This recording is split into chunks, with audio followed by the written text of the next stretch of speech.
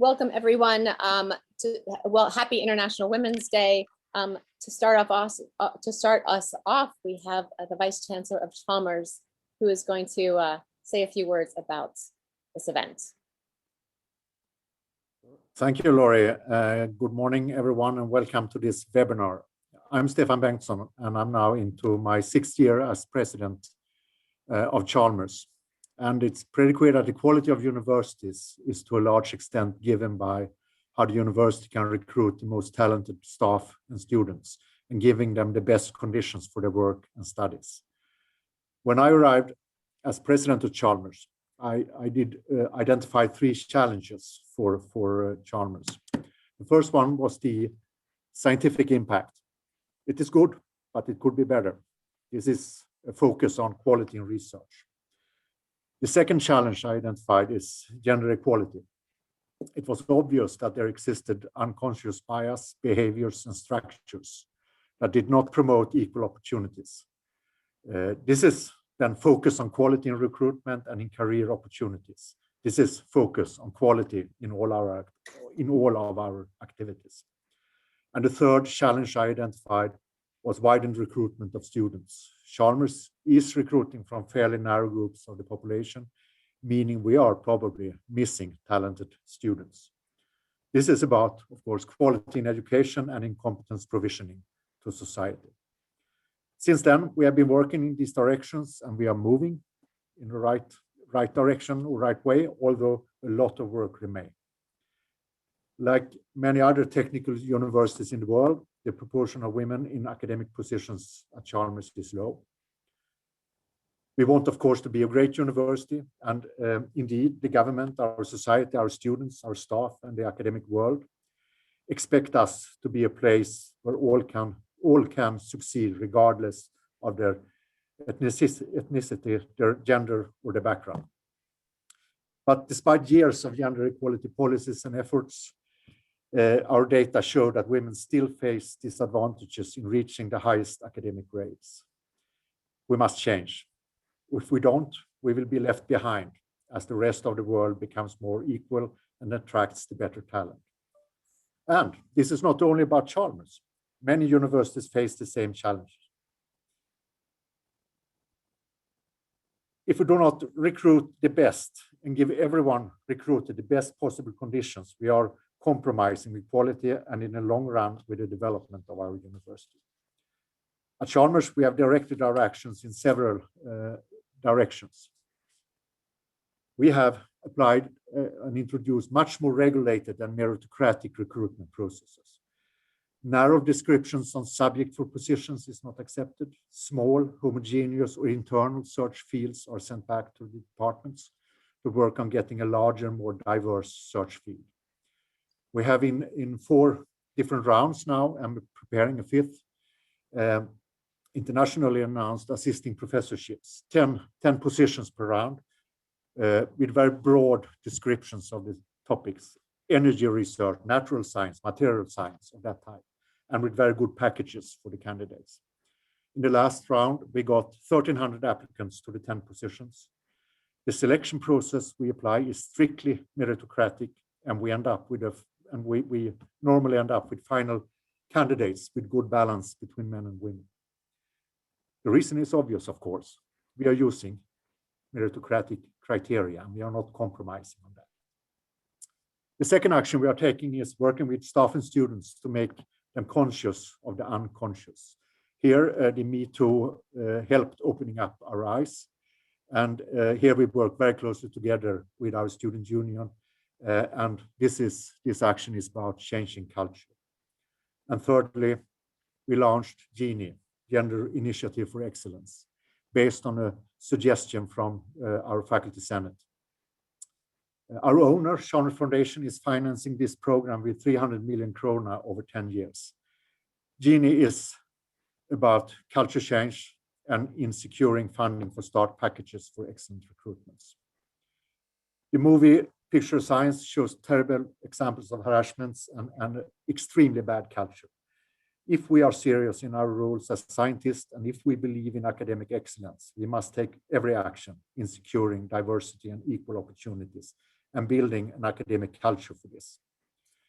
So by this, I welcome you everyone to this International Women's Day's panel event organized by Chalmers and by Genie. I will now hand over to Pernilla Wittungstorffseder, which is professor at Chalmers and directing our Genie initiative. So thank you everyone for attending, and please, Pernilla. Thank you, Stefan. So I'm Pernilla, professor at Chalmers and leader of Genie, Chalmers Gender Initiative for Excellence, that we started in 2019. I also want to welcome you all to this event on the International Women's Day. Thank you for attending. We are a huge crowd. We're almost 300 people now. And this event and the movie screening leading up to today is organized by Genie at Chalmers, together with UMRI, the Swedish Aquatic Microbiome Research Initiative. And we have many universities in Sweden and abroad represented among the participants today. We also started a Facebook page for communication and networking around gender equality. And wow, what a response. We have over 700 members, in 1-2 weeks. So there's clearly a need for the conversation we will have today. So now I will not say more, but hand over to today's moderator, Laurie Robbins Eriksson, who has done a great job preparing for this. So over to you, Laurie. Thank you, Pernilla and Stefan. Happy International Women's Day, everyone. It's an honor to be here today. Thank you for taking your time and spending it with us. I'm doing what I love to do best, and that is getting people together, bringing people together to have important conversations and conversations that can have an impact. Before we get started, I want to take a time. We've all been in lots of Zoom meetings, so I want to take a time to ground us in this conversation. So the first thing I'd like you to do is to close your eyes. If you're driving, please ignore this request. But anybody else, please close your eyes, including the panelists. So with your eyes closed, I want you to get present to whether you are sitting comfortably. Do you feel physically comfortable? If yes, that's great. If not, do you need to adjust your body in some way so that you are more comfortable? So make any adjustments so you feel comfortable.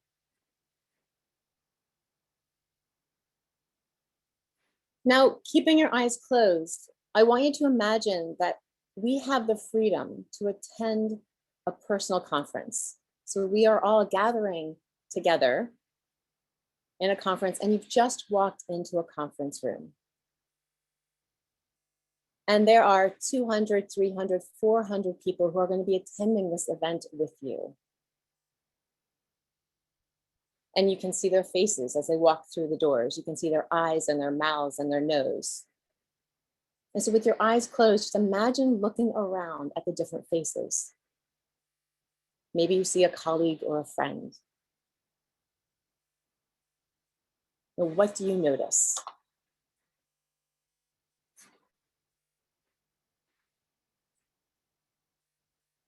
So with your eyes closed, take a moment to ground yourself on this International Women's Day.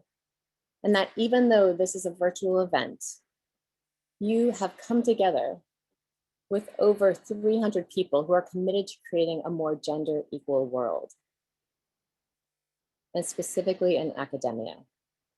Individuals who believe that females have the possibility of being intelligent and creative, bold and empathetic, driven and collaborative. That females are all of these things.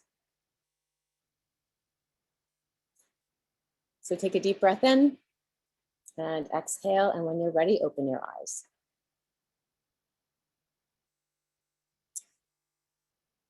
All right, let's begin. We have objectives for what we want to accomplish today, and we want to share them with you because this takes all of us to move gender equality forward. So there are 3 objectives for this session. One is that we want this to be an event that is a source of change. Secondly, is that we want us all to be inspired into action understanding oneself as an inclusive leader. And thirdly, to understand that we can do more together than we can alone. So those are our three objectives that we're holding. And there's some general rules and norms for this. I'll go over them quickly. This is a safe space. We're talking about gender. So let's respect that everyone has their own personal stories. They have their own perspectives. And it's really a judgment-free zone. Secondly, is that practice self-care. Again, everyone has their own stories, their own experiences. So whatever you need to do to take care of yourself during the session, please do that. Thirdly, is that your inputs and your thoughts and your engagement is key to our success. So in a perfect world, we would be in a large room and we would be able to physically see everybody's faces, and that will happen very soon. But right now, we want to make sure that this is an engaged session. So we will be using the chat function of this webinar during the Q&A later on. And then the second part is that there will be a few polls throughout here as well. So just expect that you will be polled. We'll ask your opinion. And again, that all helps us gather information, gather stories, and gather data around gender equality in academia. What the agenda looks like is that between now and roughly a little bit before 11, we'll have the formal panel discussion. We will take a 10-minute break. And then after the 10-minute break, we're going to return, and then we'll take the questions that some of you submitted via email or Facebook, and then we will open it up to the audience. So what you'll do is, if you have a question later on, and I'll say this again, but if you have a question later on, we're going to use the hand function to raise your hand, and then I will unmute you and you can ask your question. And lastly, I want to thank Pernilla, Genie, Chalmers, Omri, and all of the panelists for taking the time today. It's exciting that this is finally happening. All right, so let me introduce our panel. So we have Catherine LeGrand, who is the Dean of School of Business, Innovation and Sustainability at Halmstad University. We have Paul Walton, who is the Professor, Department of Chemistry, University of York. Anne Farewell, Lecturer, University of Gothenburg, and founder of Gothenburg Women Scientists. Lena Gustafsson, who is Professor Emerita, Microbiology, Umeå University. And Mattias Marklund, who is the Professor of Physics at University of Gothenburg and Secretary General at the Swedish Research Council for Natural and Engineering Sciences. So thank you all for joining again.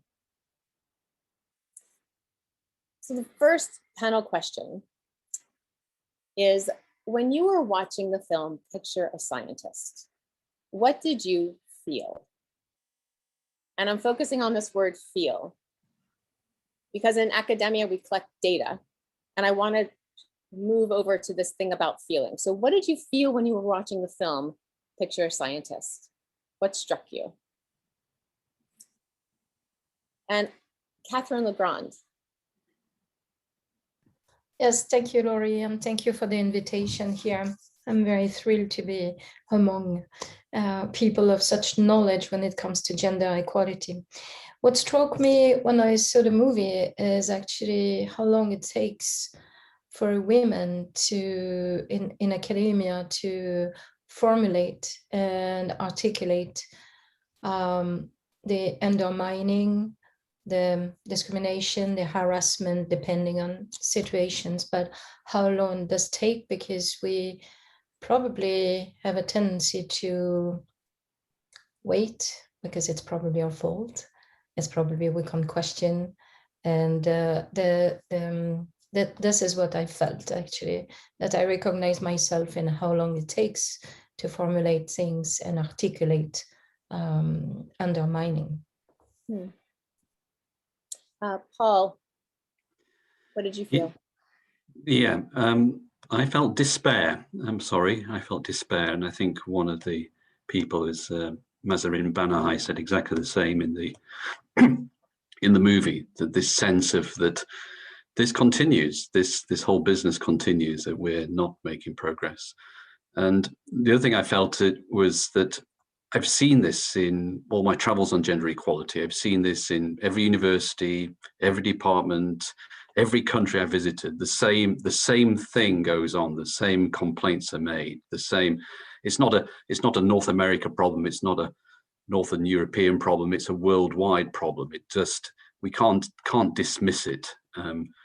And so I was reminded of that this whenever I go and talk about gender equality, the same reactions about women being marginalized, women being harassed, women not having a voice against these particular things, and that it's a worldwide problem. So I felt despair. I have to say, felt some hope, and that I don't want to leave people with the sense of despair, that finally, with the Me Too movement, with Picture a Scientist, with events like this, finally there's a voice. There's something being said by all the stakeholders, that where we can throw light into the darker corners of academia, and let's put it bluntly, deal with it. Let's get it done. So I felt some hope too, Laurie. Wonderful. And as Pernilla said, we started a gender equality in academia Facebook page, and it has over 700 members as of this morning, and it started less than 2 weeks, maybe about 2 weeks ago. I think we gained 60 members over the night last night in 11 hours. So yes, I think there is this increasing demand of, we need to talk about this, and we need to have open conversations about this, and the time is now. Yeah. And COVID, let's just say that COVID has also exacerbated the situation across the world, including Sweden, but Sweden, I think, a little bit less so, but around the world, that women, especially in academia, are being affected by the virus. It has not helped. Lena, how did you feel? Oh, thank you, Laurie. Well, first of all, I felt, again, I would say, frustrated. And that's a strange feeling, since in an overall perspective, I don't think that the film shows anything new. We have all been through this many times. But still, I really get very frustrated. And when looking and hearing about the specific examples, it's really not acceptable. And well, Paul, I just refer to what you said, but still, things are moving. And as you said, Laurie, the third motive of today is to what it means to be together, that many people do something together, because to change the world alone, that is really not possible. And it takes time. So that was the overall feeling I'm with after that film. But another very important thing here I think is, which we see in different areas, but also, of course, within academia. That is what dependence on other people means. Students are dependent on their teachers, and so on, the whole chain. And that put people in a very vulnerable situation if the leadership is not good enough, strong enough, brave enough, because I think you have to be very brave to be part of a change. But that also was shown in the film. I mean, people that were really brave did something to it at last. It took some time, but they did it, and they did it together. But still, there is quite a journey left. And part of it is having forums where females can talk to one another about situations, right? Instead of, Catherine mentioned this, keeping it to ourselves. It's my fault, I did something. Mattias, how did you feel? What struck you? I felt very angry and upset, actually, by watching this movie.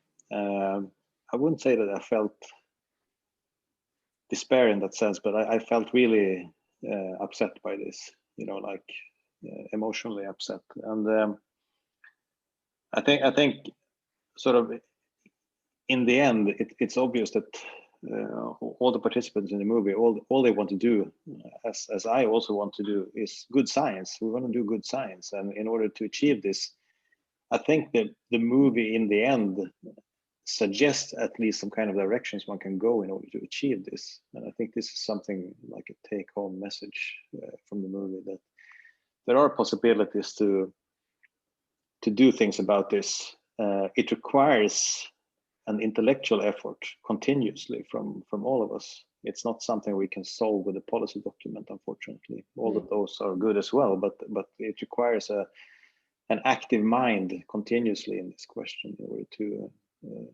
achieve some kind of balance. And I would say that academia in general has a problem with sort of inequality overall, not just gender inequality, but gender inequality is maybe the most pressing matter and the most obvious one. So I think this may also lead forward in other fields of inequality. So. Thank you. Anne. Well, I think the first emotion is sadness. I mean, I found it so sad that this was still happening now. But over time, usually my sadness at this issue turns into anger and wanting to do something about it. So for me, it ultimately is motivating that we have to take action.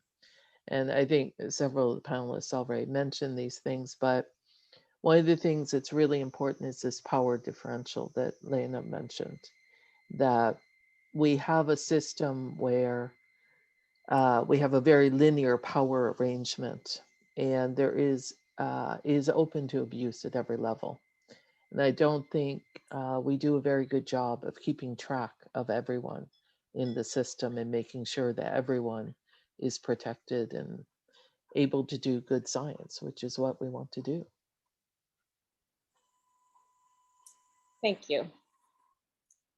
Now, thinking about the film and both the responses of the females and the males, the female scientists, the male scientists in the film. I mean, the females feeling like, and we talked about this a little bit, right? You have to wait till you have a certain level of power or a certain level in your career before you say something.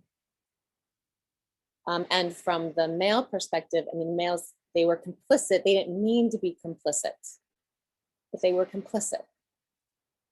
So I'm curious, do you remember an experience when you wished that you or your organization had done something differently? And and if you were to do it over, what would you change? Lena, do you have any thoughts on that? Well, of course, this is such a complex situation and question. And yes, and I refer, for example, to my different management positions, the last one being as a rector or vice chancellor for Umeå University. And of course, there are so many things, there are so many examples. But I think the sad thing is that we have to really start a culture change from the very beginning. What made me a few times very sad, that was when I was on stage together with very clever students. And they had worked together, girls and boys, or adults, but still. And it's quite often that the ones who steps forward to present and represent the group when they have to tell something about what they did achieved, it was the boys or the males. And I thought, why is it like this? The females are as good as the men.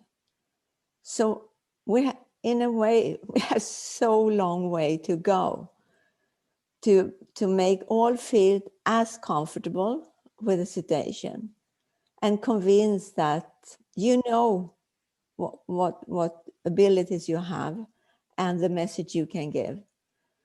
So I think this is really something which made me sad and also convinced that we really have to work very hard with parallel things, and we can't not leave anything out because the culture change takes so much of an effort and work and time and energy and so on. But that is one example.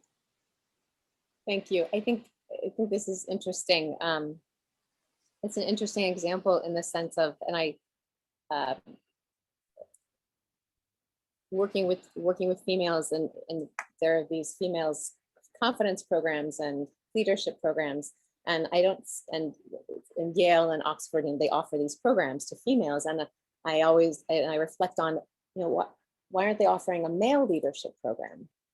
So if females, we want them to speak up and raise their hand instead. Is there a male leadership program that's about listening or empathy, or these? We have data on all this. So it's about changing the female, and we'll talk more about this. Mattias, what are your thoughts? Was there a situation that you reflected on that it happened, and then you kind of wished you would have done something differently or handled it differently? Yeah, first of all, I'd like to say that I completely subscribe to Lena's description of this. I think this is it needs a really profound change. It's not something we can do. There's no easy way out, so to say, concerning this. And from my own perspective, the first thing I remember from academia that I encountered in this, where I didn't voice my opinion, was when I was a PhD student, and the senior professors who normally disagreed about everything, all of a sudden agreed to the fact that women were less suitable to do maths and physics. And these were very prominent people, high-ranking people, having positions in the Swedish research community. And of course, it all depends on this, which has been mentioned, sort of the dependency that you have to these people. That's why you hesitate to voice your opinion in these gatherings where these things occur. And this is sort of my first memory in academia of these kind of things. And I'm unfortunately sad to say that I think it hasn't changed that much since then. If you were in that situation, or if you observe that situation again now, what would you do or say? Then I would certainly voice my opinion, because now I have a different position. I've learned a lot more, and I think also that I feel more secure about myself within academia. You have to remember, I also came to academia from a very non-academic environment. I had no experience with academia whatsoever. So for me, everything was very, very strange to begin with. So this didn't help in my sort of way through the academic world. But I think now I would have zero problems voicing my opinion in this respect. Thank you. Anne. Yeah, I think that's really important, that those of us who are in secure positions now have the ability to speak out. And I think we should be doing that and doing that more. But I can think of many situations when I was a PhD student, or more when I was a postdoc, as I have more controversial supervisors when I was a postdoc than when I was a PhD student, where things were said to other students or other postdocs that were terrible. And I was not in a position to correct that because I was in a position of dependency there. So I wish in retrospect, but I'm not sure it would have done any good given my position anyway. And it would have only hurt me. So I can't really recommend to young people that they speak out on a regular basis. I want to say that, but as far as their career, I don't know if I can recommend that, which is sad. And Paul. Yeah, I agree with all that's been said. But my perspective is slightly different. I think the line, I can think of many examples where all things that have been described have happened around me, including, I should add, all the little jokes and the put downs, and this goes on all the time.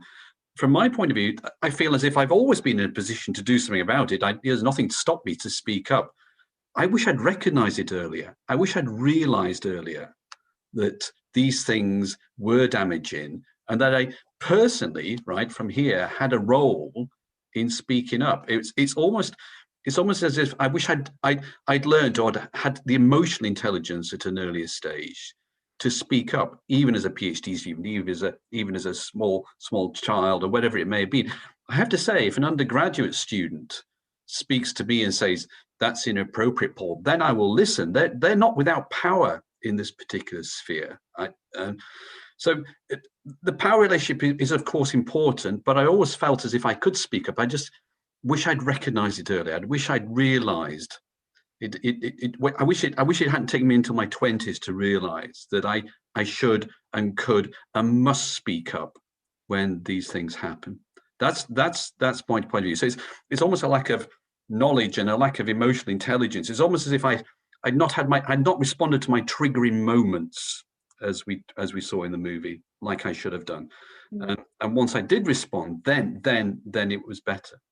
It's really interesting. I mean, just thinking about, we have our family culture that we're raised in, and then we have our community, our cities, our countries, right? So depending on how they respond to gender, how they respond, that affects us as young people. And then I feel like there's this peeling off this onion that we do, and we get to a point where some of us we have to speak up. Catherine. Yeah, so Laurie, you know me, I have always spoken up. But one thing I realized, and I should have done that earlier in my career, is actually that speaking up alone is extremely dangerous and it's extremely risky. And that's go back to what Anne said. She might not recommend it. I still would recommend it, but get allies. And you get allies because guess what? There are many more PhD students than supervisors. There are many more postdocs than supervisors. There are many more younger tenure track than older professors. So this is when I got that. And it was a little bit later in my career where I could ally with others to speak up and be heard. Obviously, there is another side to speaking up when you when you are on tenure, which could be dangerous because then you end up being in minority. And I have experienced that later in my career more, that we advise you to cool down here. We advise you to refrain this and that, which is interesting because it was only up to when I got my professorship. And for this, there is somebody in this panel who was, probably don't realize it, but was a fantastic instrument in the fact that I could have an impact in my career. And this is Lena, when she was rector of Umeå, because in one of the strong research environment where I was at, I am actually the vice deputy coordinator of that research environment. And the deputy coordinator is another woman, another professor. And I don't know if she's in the audience today, but thanks to those two women, I could also continue to have a voice and have an impact in science, in research. And of course, this has benefited tremendously the leadership, other type of position that I have had so far to make a difference, and especially for the younger ones. So yeah, Lena, you get a gold star today. I never got to tell you this since last time we met outside of the doors of the Research Council, but it's thank you very much because you contributed to me making a research impact and having a voice and allies.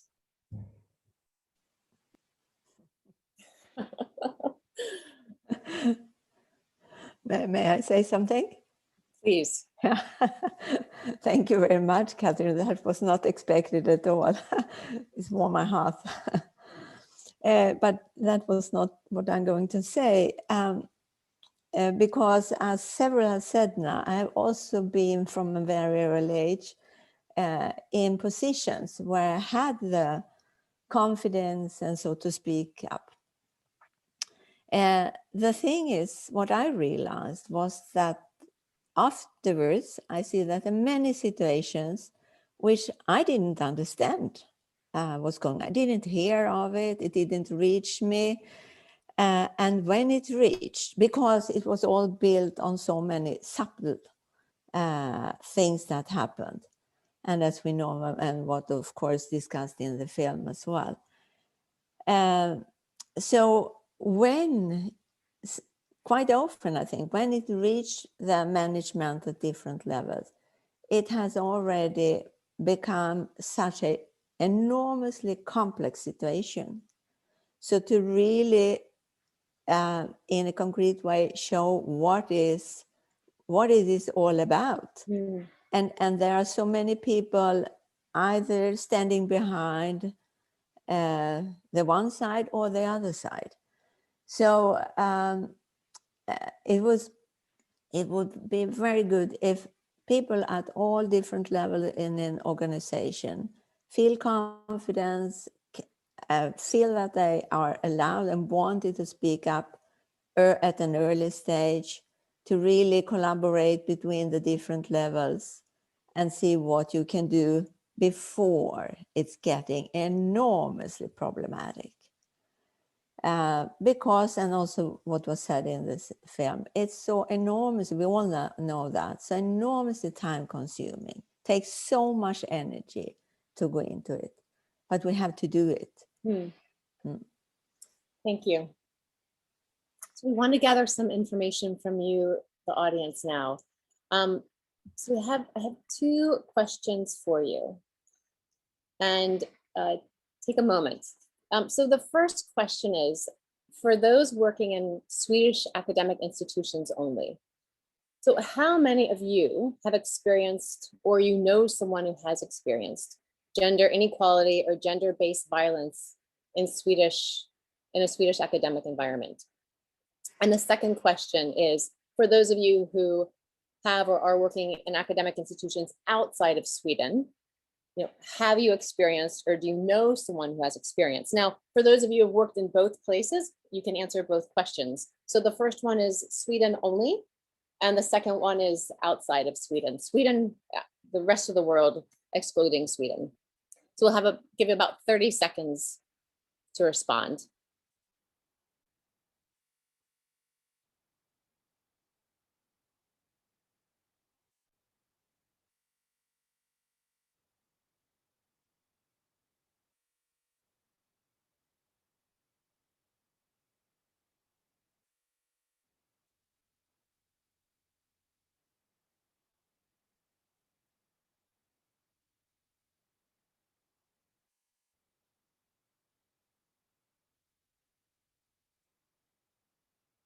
So if you can only answer one of the questions, select one. Sorry about that. Few more seconds.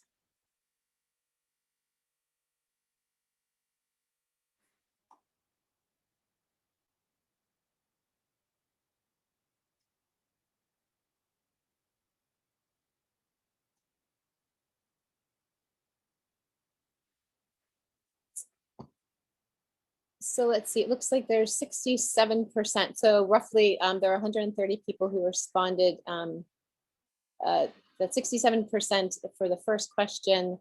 And the survey is going to be skewed, but I think the overall premise is that we see that 67%,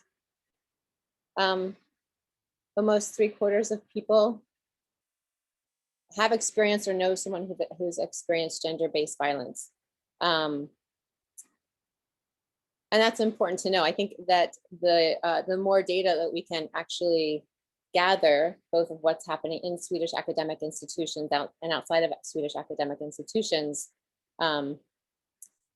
is really important. And we're going to talk a little bit about that later on, is how, how do we collect data on this and what happens when this data is actually collected. So the third question to the panelists, thinking about our unconscious gender bias. So in 2016, there was a study published in Science magazine that shared that by the time boys and girls are 6 years old, they're both perceiving that boys are smarter. And girls begin opting out of activities that are deemed to require intelligence or brilliance. So at 5, girls and boys think they're both powerful and smart and intelligent. And then something happens between 5 and 6. And at 6, girls begin opting out of activities and they both think that boys are smarter. And there was another study that Johns Hopkins did. It's a multi-country study. So in affluent countries and to poorer countries around the world, that in the teenage years, we are raising boys to be strong and independent, and we are raising girls to be nurturing and vulnerable. And not vulnerable, there's a American woman, a social worker, Brene Brown. She talks about vulnerability in a positive way, and we're not talking about that sort of vulnerability. It's a vulnerability that I am not powerful. So thinking about how children are being raised and the potential long-term impact of this, right? You can imagine at age 5 or 6, you or your child believes this, they become teenagers, all of a sudden they're not raising their hand in math or science class, they become graduate students, they continue not to speak up, but they're not sure if their answer is right. You can imagine this, right, throughout someone's career. So I'm curious, how were you raised? Were you raised in an environment where you were, whether you're male or female, were there strict gender roles? Did you not realize you were male or female because no one really talked about it? Did men do science and females cooked in the kitchen? So how were you raised? Lena, let's start with you. Well, yes, I had a very fortunate situation. I was the only child. And I was, as a girl, I felt I was very much wanted. Still, my parents brought me up as I were a girl and a boy. So I was given, I think, all kinds of opportunities.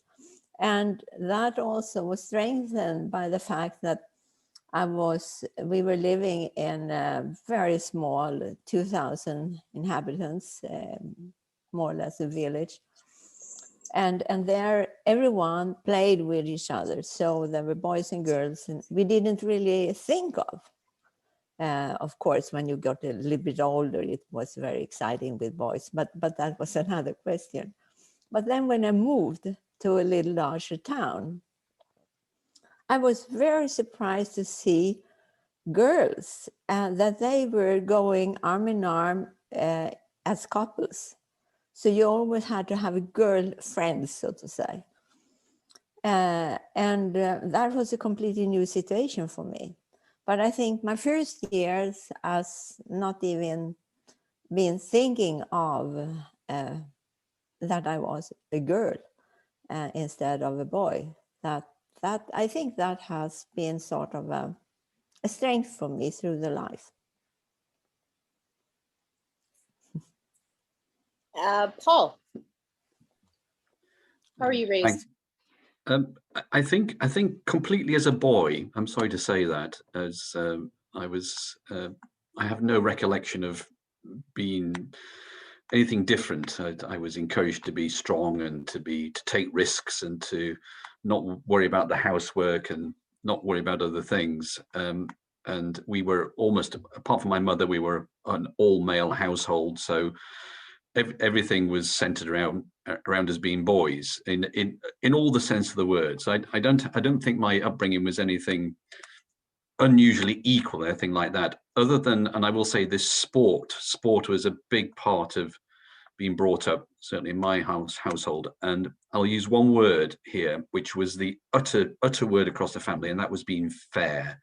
It had to be fair. You don't win at sport unless it's fair. And you had to, if you were, say, out at cricket, my favorite sport, you had to say you were out. You shouldn't complain. You just got on with it. So rather oddly, I think if there was anything that came out of my childhood other than being completely a boy, and I mean completely a boy, was it had to be fair. It really had to be, life had to be fair. And I think maybe that was something that stuck with me until, I'll talk about this a little bit later, until I had my triggering moment later in life. But I'm afraid I fit absolutely the boy stereotype in my upbringing, and everything that went with it. We're so glad you're on the panel so you could confess that. Mattias, how about you? So I was brought up also in a smaller city, and my mother was very much engaged in different feminist movements within political parties, for instance. And so in that sense, I had sort of a good opportunity to watch from sort of very close by what could be done and what was wished to be done concerning these situations. On the other hand, the household was completely standard. So my mother cooked and my father did the mechanic stuff and whatever. So I think it was sort of, I saw these sort of traditional gender roles up close, but I also saw sort of a wish for change through the engagement from my mother in these different movements. So I'm not sure. I was the younger brother in the family. So my older brother, he was quite a lot older than me, and he was sort of very interested in social science and these kind of things. So he also sort of guided me through these kind of perspectives early on. I wouldn't say I had a typical boyish upbringing in that sense, but I think I saw sort of the traditional roles still, and sort of that makes an imprint on you, I guess, still. Imprint is the operative word. Yes. Anne, how was your upbringing? Yeah, so I also had non-traditional kind of upbringing in that we were only sisters, so there were only mostly women in the house except my father, and my mother worked. My mother was interested in science. I was told I was smart. I don't know that I was raised to be very brave or very forceful in that sense, but certainly that I could do science was not a question to me. So that is not the traditional upbringing, I think, which I suspect many of the women you find who've survived in academia as long as we have, you're going to find a pattern there too, that we are the ones that have lasted this long, and that might actually be correlated with how we were raised. Actually, when you ask female Nobel laureates this question, they don't recall anyone telling them that they were a girl necessarily, or that girls had this particular trait. So it'd be an interesting study. Yeah. Catherine. Yeah, just to corroborate, non-traditional, obviously. Flower power, intellectual parents. So basically, both of them also studying. So there was no boy and girl or any gender role, anything. And actually, my grandfather make sure of it, because by the age of 12, I had to start getting interested in mechanics, for instance, because one day I will have to speak to the mechanic at the garage. And that means that I needed to be on equal term with the lingo and the jargon. And for that, I am extremely grateful to my engineer grandfather that made sure of this, because he had daughters, and then it started to have granddaughters before the boys came in the family. So I think it was very non-traditional. And it's, I have to say that even when I was a student, I didn't see gender really differences. It just came later on in academic career. But as a student, no, it came as a PhD student, yes, but not before. Nope. Interesting. Now we're gonna poll you, the audience, again. So the question is for you is, I was raised in a family that encouraged gender neutrality. Girls could do math and science and boys could cook and clean. So there's 4 answers. Yes, no, it's complicated. I understand that if you've never been asked this before, or as you're thinking about it, all families are different. So yes, no, it's complicated, or unsure. We'll take a few seconds 10 seconds or so to hear your responses, see your responses.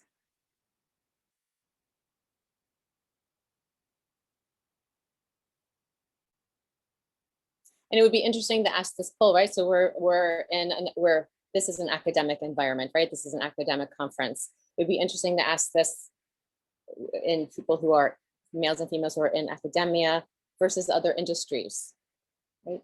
I think it would vary. And I think the results are going to, let's take a look. So the results, the 58% of you were raised in a family where girls could do math and science and boys could cook and clean. 21%, yeah, it's complicated. I hear that completely. And then there's 5% that said, I'm not sure. I'm not too sure.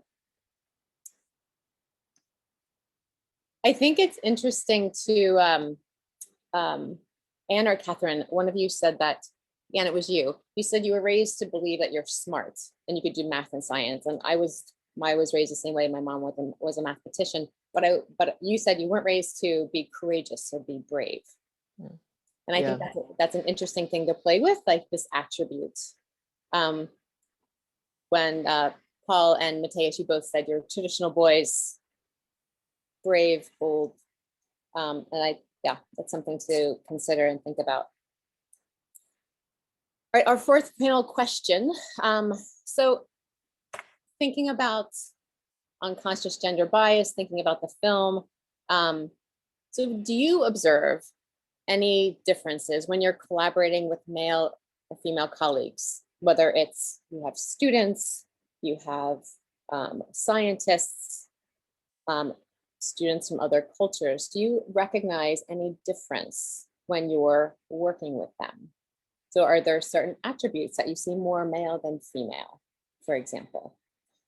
So what we're going to do is we're actually going to take a break now. It's 10:53. We're going to take a 10-minute break. So the panelists have some time to think about the question. Let's come back at, let's say at 11:05. Let's take a nice break, and we'll hear the panelists' response to that. Okay. Thank you, everyone. See you at 11:05.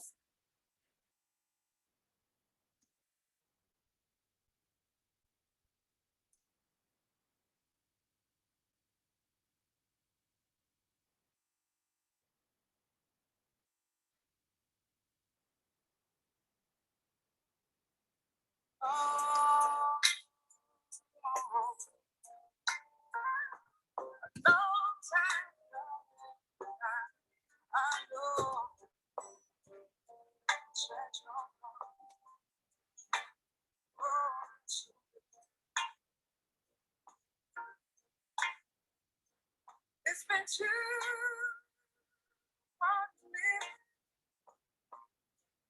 I am afraid to die. I don't know what's happening.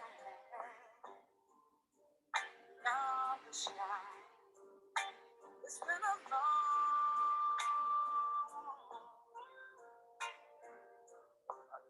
time coming. I know change your color. Oh, yes, you will. There's been times that I thought I wouldn't last for long. Somehow I think I'm able to carry on. It's been a long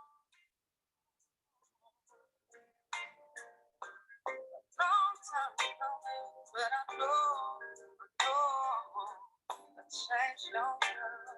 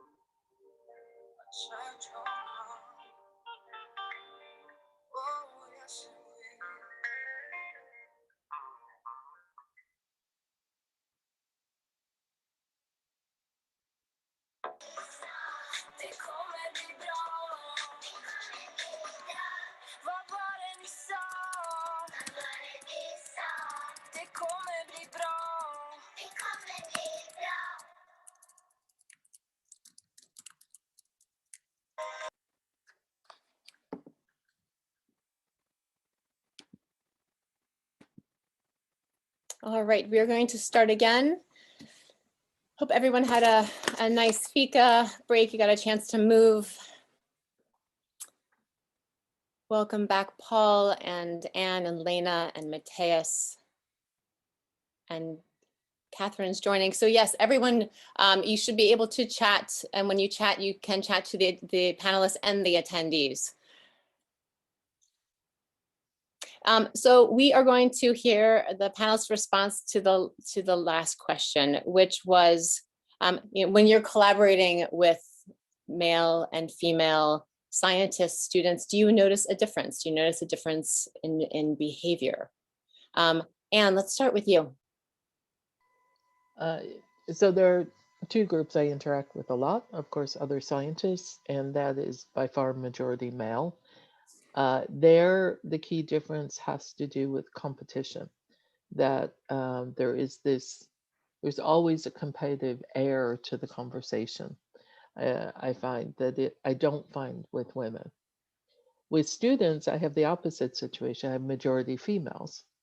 And there it's a very different, there I don't detect that very much, that same sort of competitive atmosphere, which is something that is interesting. Do you recall when you were going through your PhD and your postdoc, do you recall whether was there a shift where you felt like I'm collaborative now and I need to be competitive now? Yeah, Did you for feel sure. that? Okay. I mean, I'm a little older, so I did not have a majority women when I was studying. It was probably maybe 50-50 at best. But it wasn't unusual to have women. But as I progress, I feel more and more of that feeling as I move through my career, that there is more of a competitive feeling. Now, whether that is only due to the fact that there are men, because women can be competitive too, of course, I don't know. It's just my general feeling that it becomes more of a competition over resources, or even when there's no real reason to be competitive. It just is kind of the nature of this. And a lot of that is the nature of science and how science works, in that we are competing for grants and we're competing for publications and the best journals, and there is a competitive aspect to science. I feel that more strongly with men, I think. Mattias, What about you? What are your thoughts? So my experience is that on the senior level, when I collaborate with scientists, I see very little difference actually between the male and females, or men and women I collaborate with. On the student level, it's very different for me. I experience that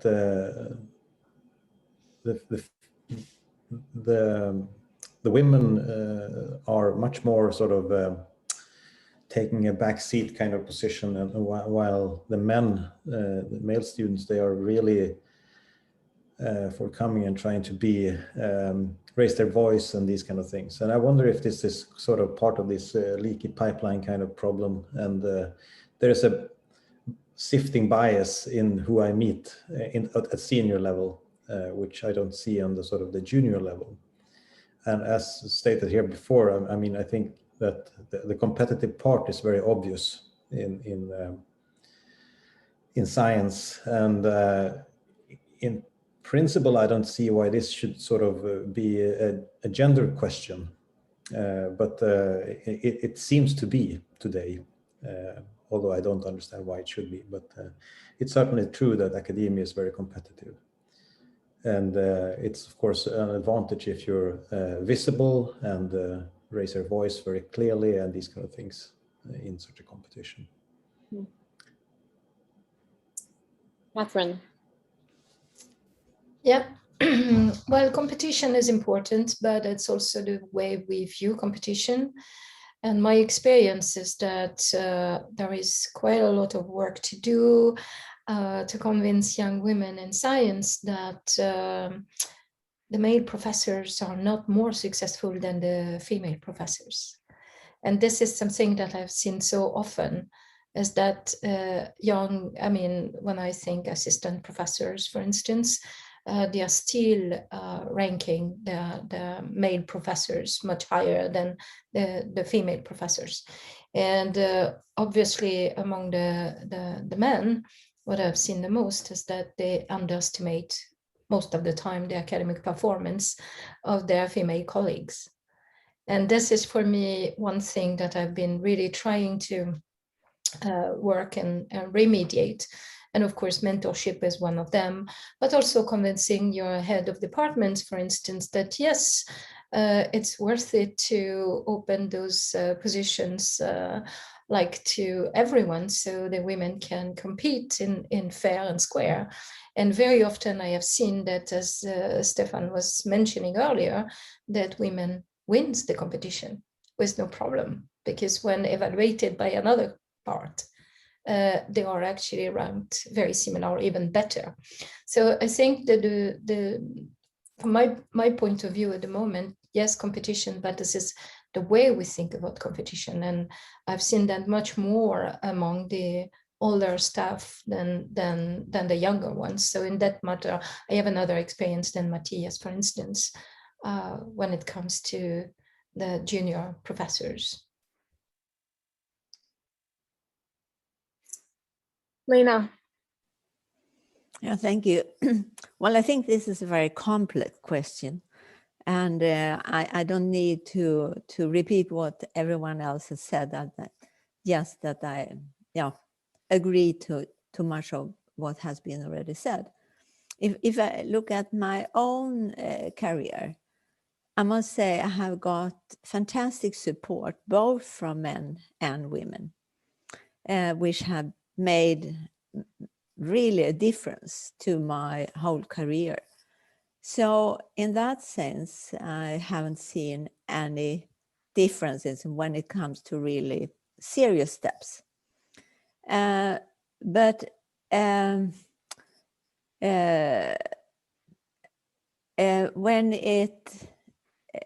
I have had when discussing things with people on serious and important problems and questions, I have had some fantastic moments where we have been a group of women and we have said, well, I understand you directly. I understand what you're saying with very few words. So I have experienced that we are individuals, of course, but we are also men and women. And there are differences, how we are brought up, how we are thinking, and how we are expressing ourselves, not the least how we are expressing ourselves. And I think that we should not just sweep that out. We should also take advantage of the differences which may be due to sex. So again, I think it's a very complex question, and one may answer this or that in different situations. But I've seen both, so to say. Catherine, yes. Yeah, I agree. And I just want to say that I have used the word female and male, and we have been using that. And obviously, this is a vocabulary bias because I realized that I should use gender and not male and female like the biology one or the other. All right, because we all know today that there is more to it. So I just apologize if I have offended anyone on this one.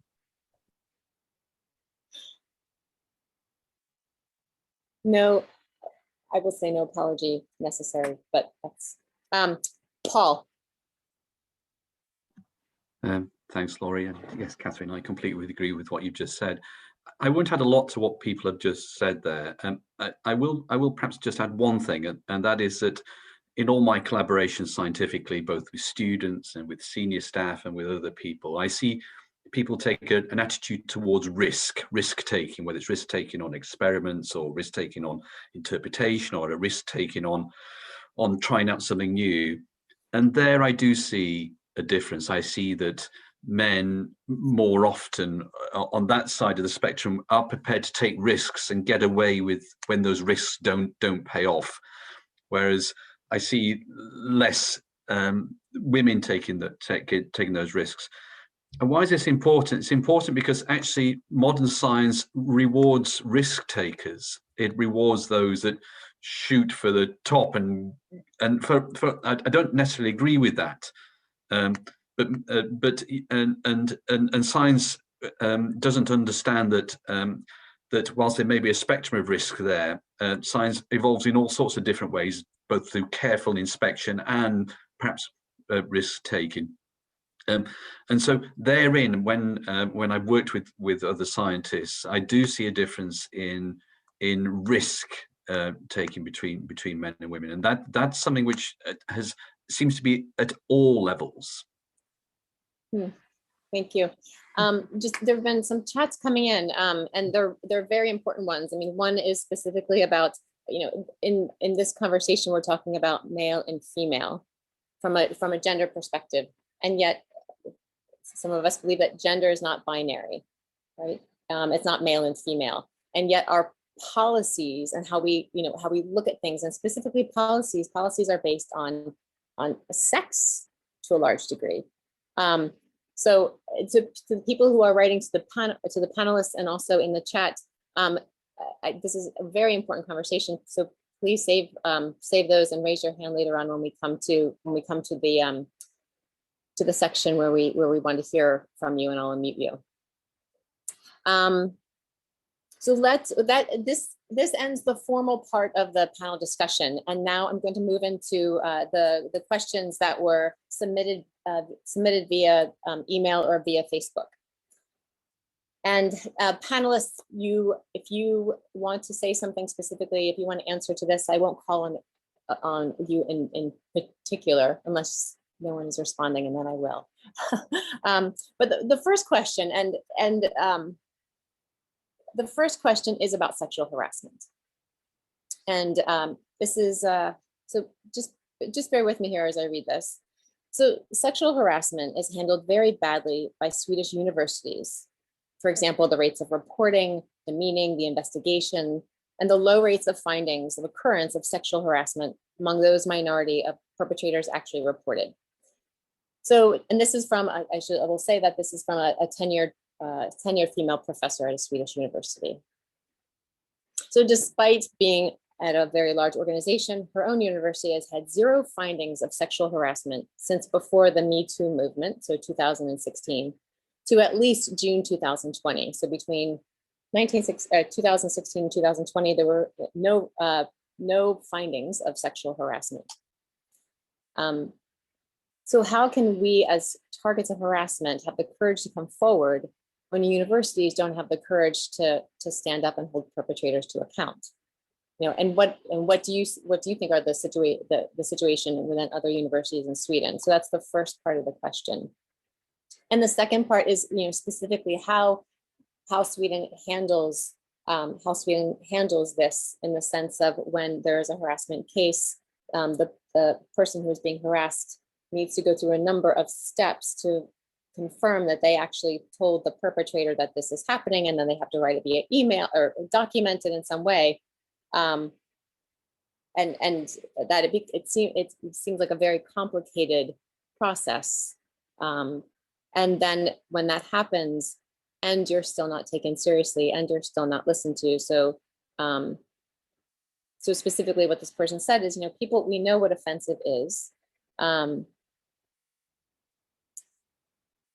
You know, at the moment within Sweden, perpetrators are allowed to continue to have influence over women's careers, even though after being investigated, for example, grant committees and its mentors, it is found that there's been sexual harassment. You know, so how can we get to a situation where more serial perpetrators are held to account, right? Because as a female, if you're sexually harassed, and this person, and we talked earlier about this, right? This power dynamic.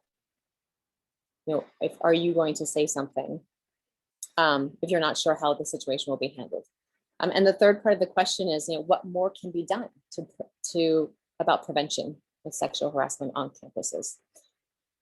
Anybody would like to take that on in the panel?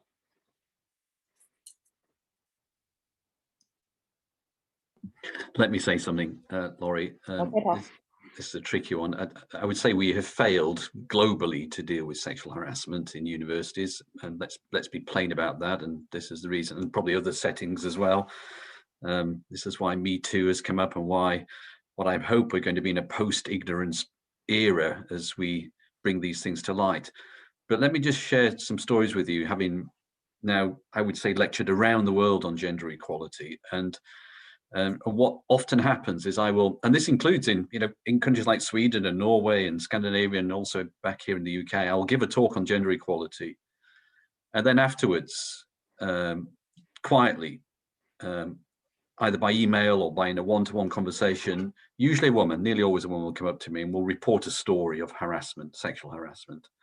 And I would say this has occurred in almost every single lecture I've given, or every event I've given, that there will be some story of harassment that's come up that this woman is too scared to talk about, too worried to talk about, too concerned about the effects on speaking up about this. And why? Because she feels that she's the only one. She feels that she's isolated, feels that she's by herself in this matter. And I have to say that my experience is that sexual harassment is far more widespread, that people aren't alone in the matter, it goes on. And that sexual harassment is allowed to continue because it forces people to be quiet. It forces people to believe that they're the only one. It forces people to believe if they speak up, they will be singled out and penalized. But I think we've seen with the Me Too movement that when one or two folks speak up, then it leads to others speaking up too. The voices start to appear. And that would be my comment, is that for us to speak up as a community about sexual harassment, and to draw in the knowledge that this is a widespread, and I'm sorry to say this, a widespread occurrence, and that we can't, that to give it enough voice, that it can't be ignored, it just can't be ignored anymore. And back to the movie, I think this is what happened, is that one or two people spoke up, and then it drew in a large crowd. And as at that point, even university management, bless them, were forced into an acknowledgement that this was something they simply couldn't ignore anymore. So as I'm watching some of the comments come in, and there is a comment about a culture specific. Lena, I'm sorry, did you want to comment? Yes, well, I just want to underline that if not the leadership at different levels and the real upper part in an organization like our universities don't take this seriously and really is willing to go into these kind of harassments, then nothing will happen. It doesn't help that you have a group of people that has responsibility to sort things out and where to those victims are trying to talk to at the university. But if the leadership is not there to support this, to give their time and their energy to solve this situation, I think nothing will happen. Catherine. Yeah, this is to illustrate actually the changes that have been occurring during the past 15 years. We have seen that 15 years ago, that was my experience, that even if we reported a hint of sexual harassment, it was because it was received by management like, yeah, okay, these women have a temper, they are risk-taking, they are too high loud, they are this and that. So it was always capped. And I must say, I was one of them, so I know. And years later, 15 years later, because after Me Too, as a consequence of Me Too, I suspect the leadership and management has been much more aware of that and listening a little bit more. So it could actually go all the way, because it's not enough that the vice chancellor at a university is aware and is willing to do something if down the hierarchy it stops systematically.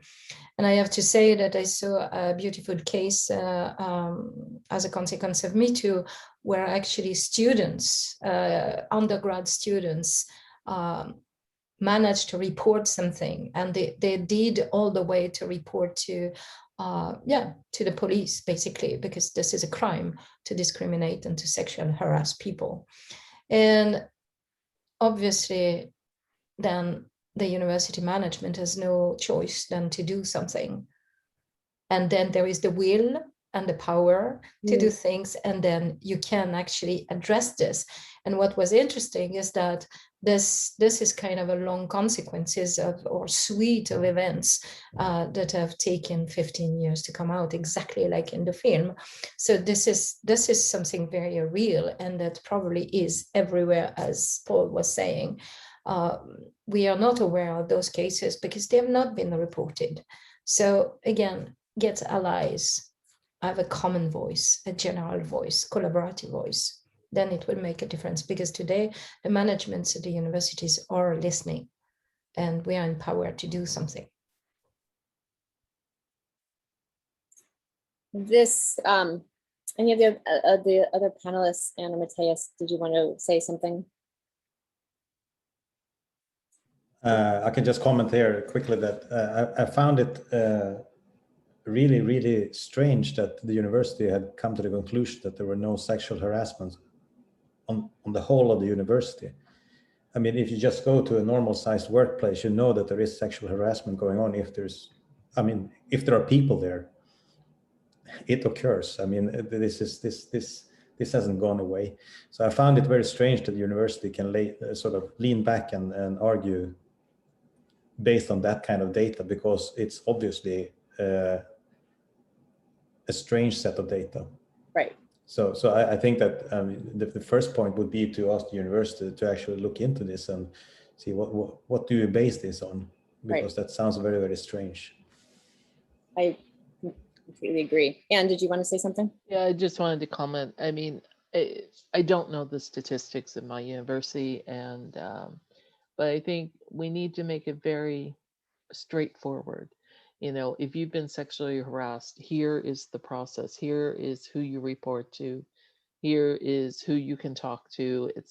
Here's how you can get support, etc. And it's not always that clear, I think. The path is rather muddy. And depending on your position, again, you're in this position dependency often, it can be very complicated and have a lot of risks. And if it's not crystal clear that it's being taken seriously, I think people won't report. So here's what I'm hearing, because this very much is linked to the second question. And the second question is basically, if I'm a brilliant and passionate scientist, but I'm not supported by my supervisor from either I'm not supported because of my gender, or I might be harassed because of my gender. The important thing is to one is to try to understand what's happening to yourself, because sometimes when this happens, females don't really understand it's happening, right? It takes time to digest, and then to find out at your university through friends or through who to speak to, and then this power in numbers, this power in talking to other people about it, because Catherine, to your point, and I think Paul, you also mentioned this, is that the university management will need to look at this if there is a large group. I mean, I think this is what Me Too showed. There's a number of movements showed that when there's a collective, it cannot be ignored.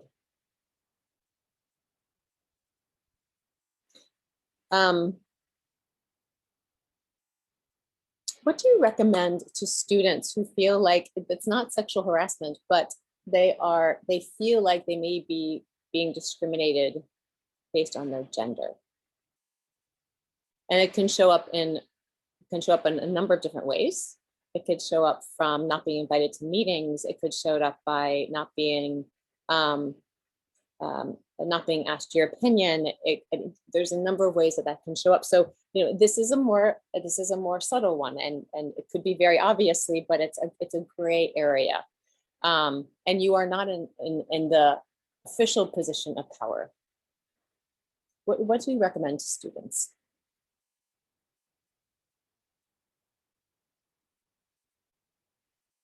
Paul, you lean for, Anne, you raised your hand. I mean, this is incredibly difficult question to answer. And it's something we struggle with all the time. I should mention that we started Gothenburg Women Scientists exactly for this purpose, that to have this community where you can talk about these things and get ideas about how to approach these kinds of problems. But it is so dependent on the situation, in your position of power in the situation, of whether you can go to another supervisor, co-supervisor, whether you can, just be more direct if the person is unaware they're doing these things. It's too broad a question kind of to answer, I think, unfortunately. I wish there was a simple answer to that question. So if there are, for example, mentorship programs, this is something you could potentially talk about with a mentor. Sure. Okay. Sure. I perhaps would add, to answer your question, Laurie, about what for students who face the ongoing kind of low-level discriminations, is actually it's a very complex thing to kind of work out in your own mind. These can be extremely subtle, hard to describe, hard to spot, hard to talk about.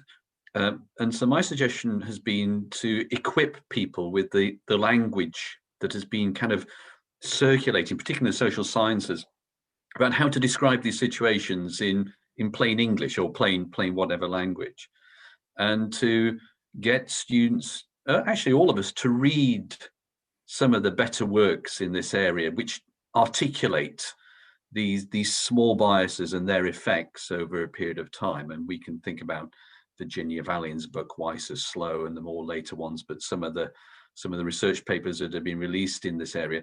And to put it a different ways around, is to educate our students and give them the language of bias, so that they can kind of work it out in their own heads, actually, and then bring an argument which starts to compel and starts to help people rationalize what's going on around them.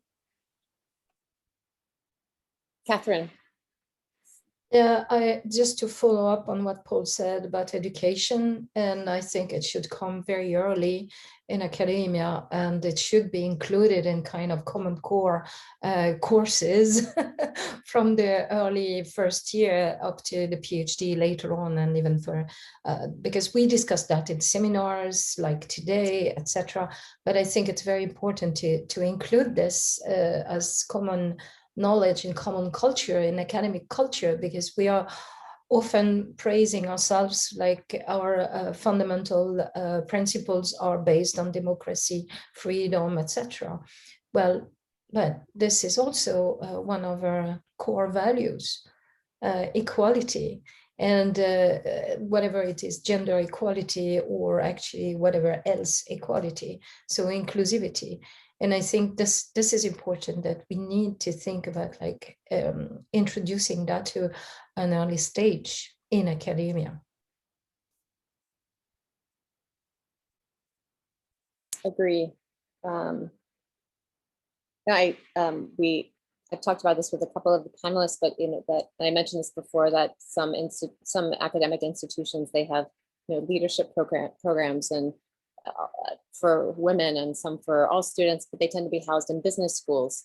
And that this type of, whether it's unconscious bias or leadership, there's this behavioral science that we are learning is not just for people in business. This is how we live our lives, all of us, moving forward. The next question. So there's statistics showing that gender balance in STEM fields is worse in the West than in countries in the Middle East, Asia, and South America. Is there anything that you think we can learn from these other countries that have more women entering science?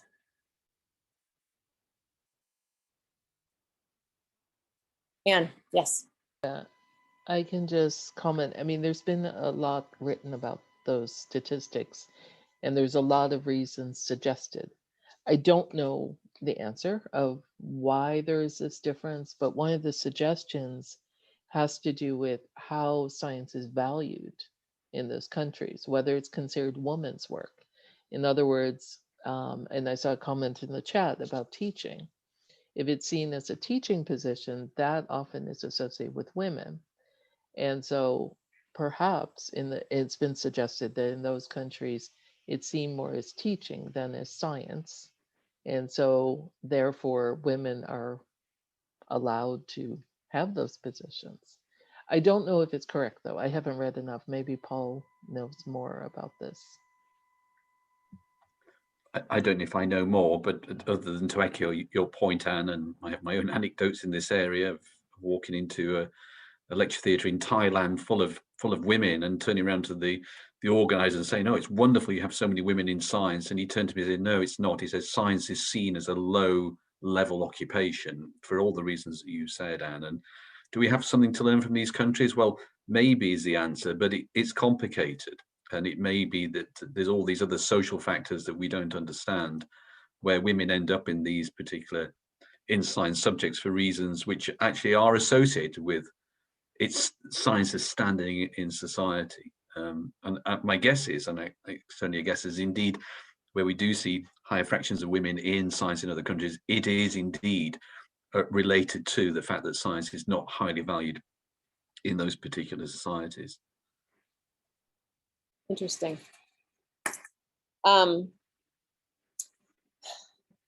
So much to unpack here. There's so much to unpack. The next question. What would be a good or effective reaction when sitting in a meeting and witnessing things like suggestions of a woman makes being ignored, only for someone else in a higher power position to repeat them as their own idea, for example? There's a theme. We're starting to have a theme in our question in some of the questions that have come in, right? Or someone interrupting a female when she speaks. So what do you recommend in a meeting? Sometimes I suggest to people to approach it with curiosity. Like, it seems like, it seems like you just interrupted her, or you seems like, I'm curious what do you recommend? What have you seen as effective? Catherine and then Lena. Actually, it's Lena first and Katrin after. Lena. It really doesn't matter. Well, I've been through that a number of times, and I don't know at all if I'm right or wrong, but I think it depends on the situation. I think sometimes you really should react immediately and in a clear, polite way, respectful way, say what you said. Well, this is not, but not to be harsh. But sometimes the situation might be so vulnerable, such it's better to react afterwards, to then talk to the person and well, have a discussion about this and so on. Or there might be other things that you can do. But I really think you have to have a feeling for what would be the best, because if you are too harsh directly during the meeting, it may also in a way hurt the person that has been harassed or whatever it is, just being looking over or so. So, well, it's not easy, but I think there are different answers depending on the situation. Thank you. Catherine, did you want to add something? It's true, it's not easy. It could be complex. It depends what type of meetings there is. But if it's a peer meeting, and if everyone is using the same language and everyone is speaking English, for instance, being direct and said, I just said that you're wonderful, you formulated in a way that everyone can understand now. And this I have used very often, not only for the English, but in Swedish, because obviously Swedish is not my original language. And in meetings in Swedish, in management positions, sometimes I've been stumbling, or I have been like, not very elaborate in my using words in my vocabulary. So obviously somebody, often a man, will repeat what I've said and everyone thinks is brilliant. And usually I just say directly, thank you very much for formulating this in such a way that everyone understands. Thank you. So I think that irony can also be part of it sometimes. Yes, Lena. May I just comment to that? Well, I think that's a wonderful example. And I have seen that, but I think even better then if someone else say what you just said. That another, for example, well, woman or man said that, exactly what you said. Well, this was fantastically formulated. And that person just said that. And I've been through that as well. And with that irony in a nice and a little bit of a funny way, it's a sharp weapon, so to say. I see a book, like a book of some sort of gender and academia. In this situation, respond here. In this situation, respond here as you're both talking. So the last question, then we're going to open it up to we're going to open it up to the audience. So, and this is about females wanting to have a family. So, and what to do when you also want to do science. So there's an expectation for scientists, especially those in their early career, to change institutions many times before settling down. This includes potentially moving countries. But it's also a time when people are thinking about starting a family, which makes moving difficult. And then there's, if you are also taking care of your elderly family members. So it's about, I call this the kind of the unpaid female work, right? We have children. Sometimes we take care of these are some, whether we're the only ones who can have children. So this is also sex, but it's also gender, where we tend to be the ones who take care of older family members, and also children. So she says, I can't help but think that this puts women at another disadvantage as they still shoulder the majority of caregiving.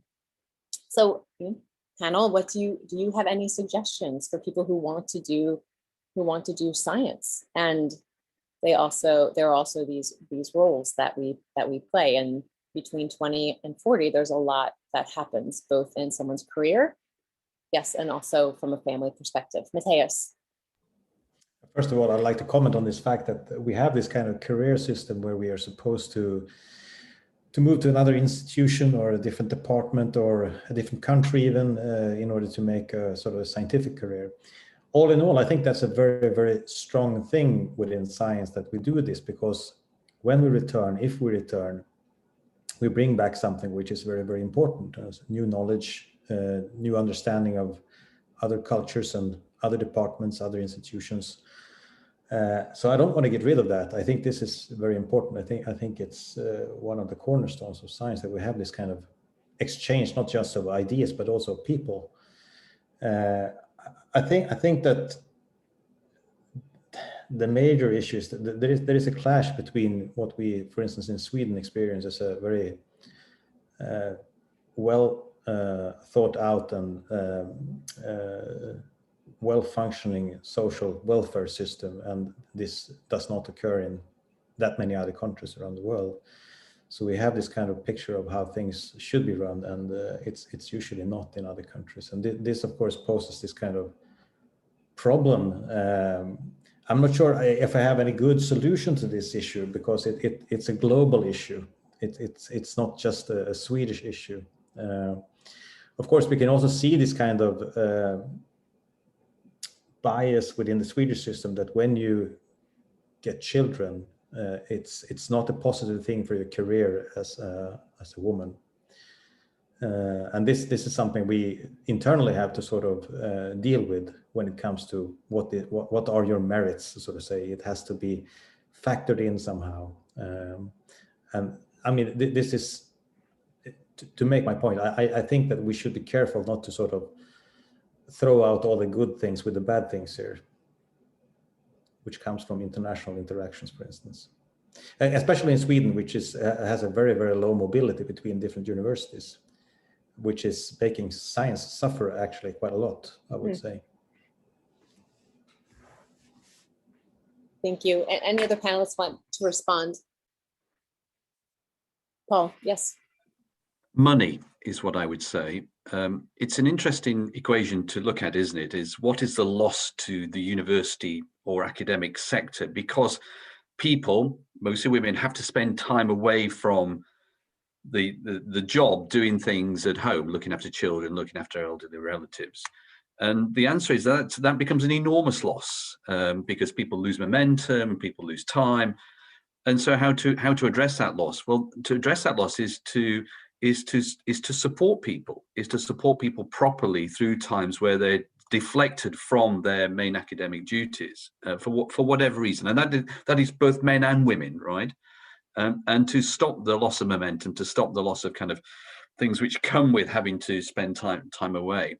And I'm sorry, that just will cost universities. It will cost universities in support, teaching support, research support, whatever it may be.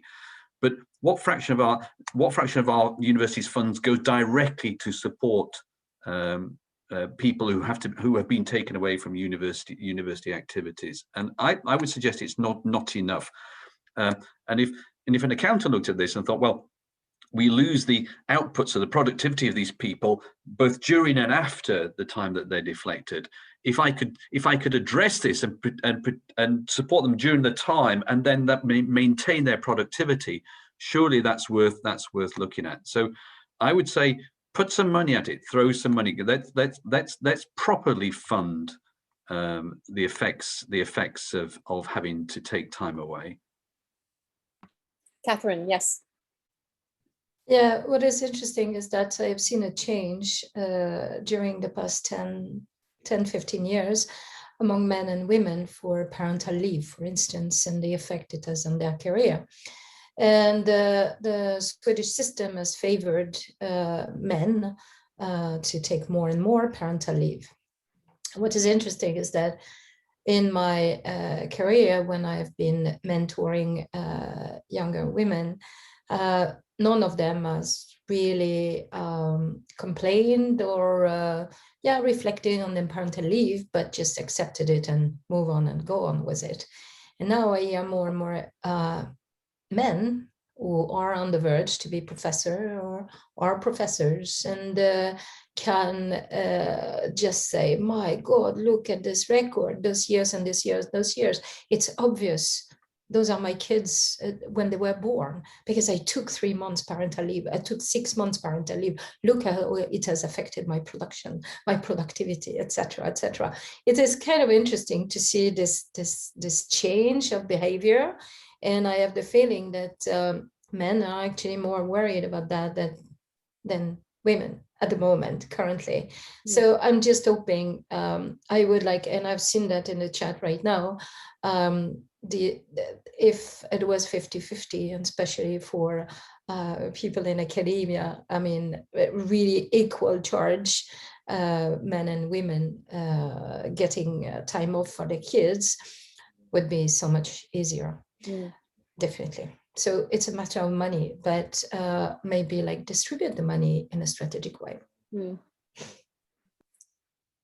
And yes, and I'm gonna, some of the yes. Other Nordic countries give longer time.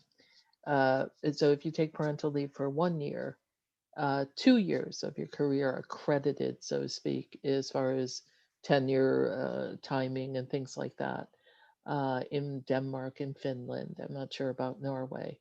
And I'm a little surprised that Sweden hasn't done that as well and change that to 1.5 years or 2 years. It still doesn't help the problem of postdocs, which was the original question. But as far as parental leave, that is something we could do something about. And I want to thank everyone. The chat is quite active, so thank you everyone for your comments and also for the solutions. There's some interesting solutions being suggested here. So I want to shift gears because we have about 10 minutes left. I did want to mention to the audience that even though we have a formal stop at around noon, we might go a few minutes over, that a few of us will take a 5 or 10 minutes break, but a few of us will stay here until 12:30ish or so, and in the event that you want to share something, you want to say something. So I want to let you all know that as well. Okay, so let's move to the attendees. We're going to have time for 1 or 2, 3 questions. So if you are an attendee, please raise your hand if you have a question. Because I'm going to take the first one that comes up. Okay, so this is Tapati. I hope I'm yes. Name. Thank you. So I wrote this in the chat, but it was not answered. I was just wondering that in this movie that we saw, there was a large part on one professor from the US who was a woman of color, and she mentioned that for women of color, it is so much more challenging than white women. So I was wondering that, especially in the context of Sweden, this is what we see also everywhere. As it is, women are underrepresented. But if you again go inside and look at women of color, they are so much more underrepresented, especially at the tenured level, maybe not so much at the postdoc level. So I was wondering if the panelists have any specific comment about this in the context of Sweden and other maybe Nordic countries.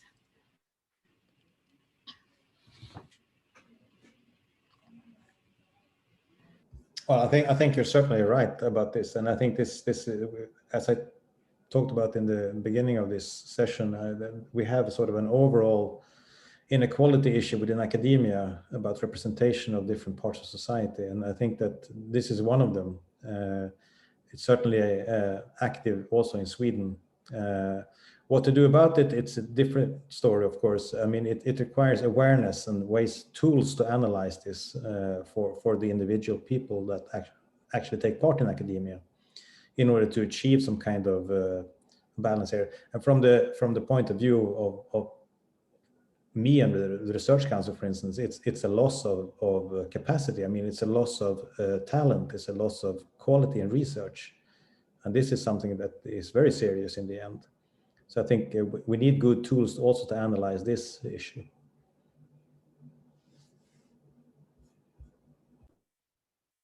And did you want to? No, I just wanted to say I completely agree.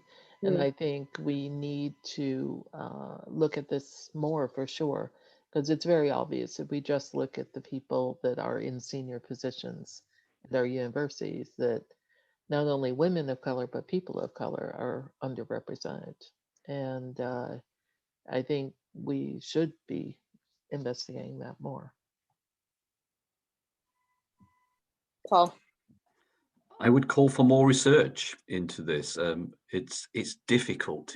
Intersectionality, gender, race becomes a highly complex area. We've made a lot of progress in understanding gender inequality. Our understanding of race inequality and disability inequality and age inequality is at a far lower level. So my plea is to fund the social science investigations into create an understanding for us all to start to make some progress.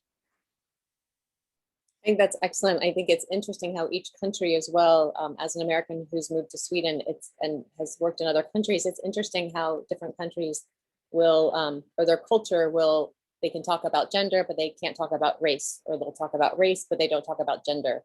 So you add the whole social sciences, and then you look at the culture of implementing that or talking about that in individual cultures. Catherine, did you want to say something? Yeah, I mean, since I've been working in different countries, and mostly Europe, but different countries. I mean, Sweden, let's face it, is probably one of the least diverse in time compared to other large countries like the UK, like France, Germany, etc. So I think this is coming. We have taken measures for really broad recruitment. We have seen that there's been a change, for instance, for international students coming in for the past 10 years. The policies and the laws have changed where finally the students after their master's time or after their PhD time can stay in Sweden and look for a career and establish themselves here. It's not an excuse whatsoever, but this is really taking more time, and it is kind of there is a time lag compared to other larger countries in Europe, at least.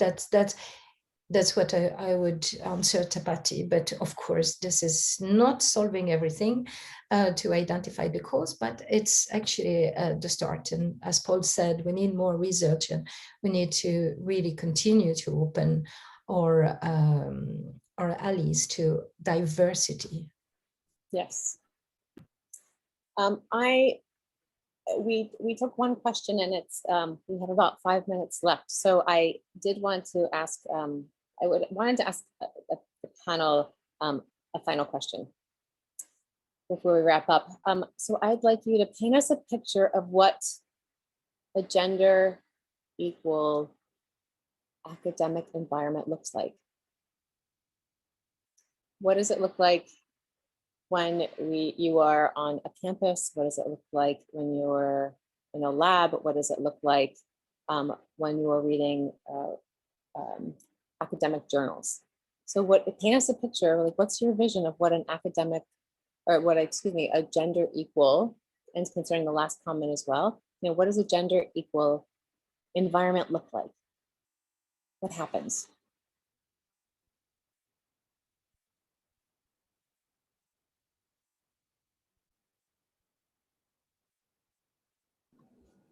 Well, from the perspective of sort of the scientific perspective, so to say, I think the quality of science, of course, is depending on diversity. I keep talking about this, but I think in the end, what we would like to have out of all this is research quality of science, quality of teaching, etc. And I think that we can't get around the fact that diversity is a very big factor in having high quality science done. So I think, I mean, I don't have sort of a dream picture of how such a campus would look like. But I think what it would do is that it would sort of boost the quality of the scientific environments that we have in Sweden if we could achieve this kind of diversity.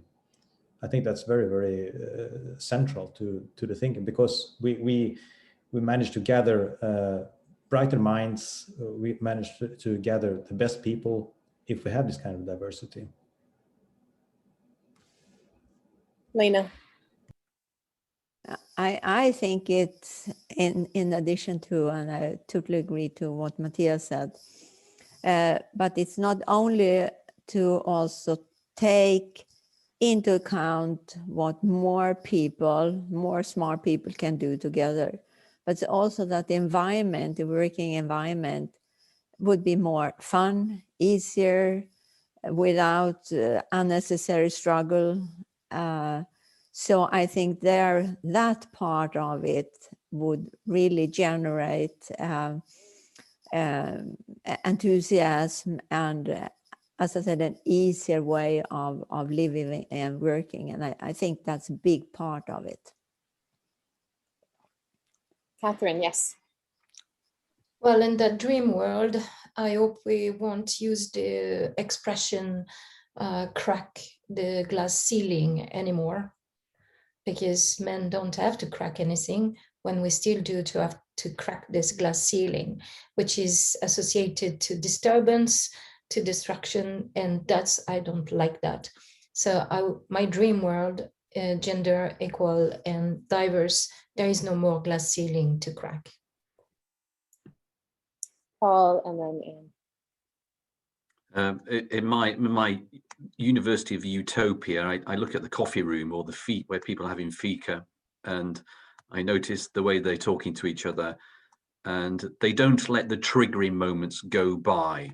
Those moments when they occur are talked about, that equality and dignity and respect are at an equal level to scientific thoughts when people are having discussion, and that it's just a natural part of the discussion is equality. That's my dream world. Thank you. And Anne. Yeah, just lastly, I agree with what everyone said. I would like to see people who visit our university, students who come to our university, will see that this is a welcoming place for everyone, that anyone can fit in this environment. Would be a very big change. Very nice change. Thank you. It is noon and I want to be mindful of everyone's time. We are going to close, we're going to bring Camilla on to close us.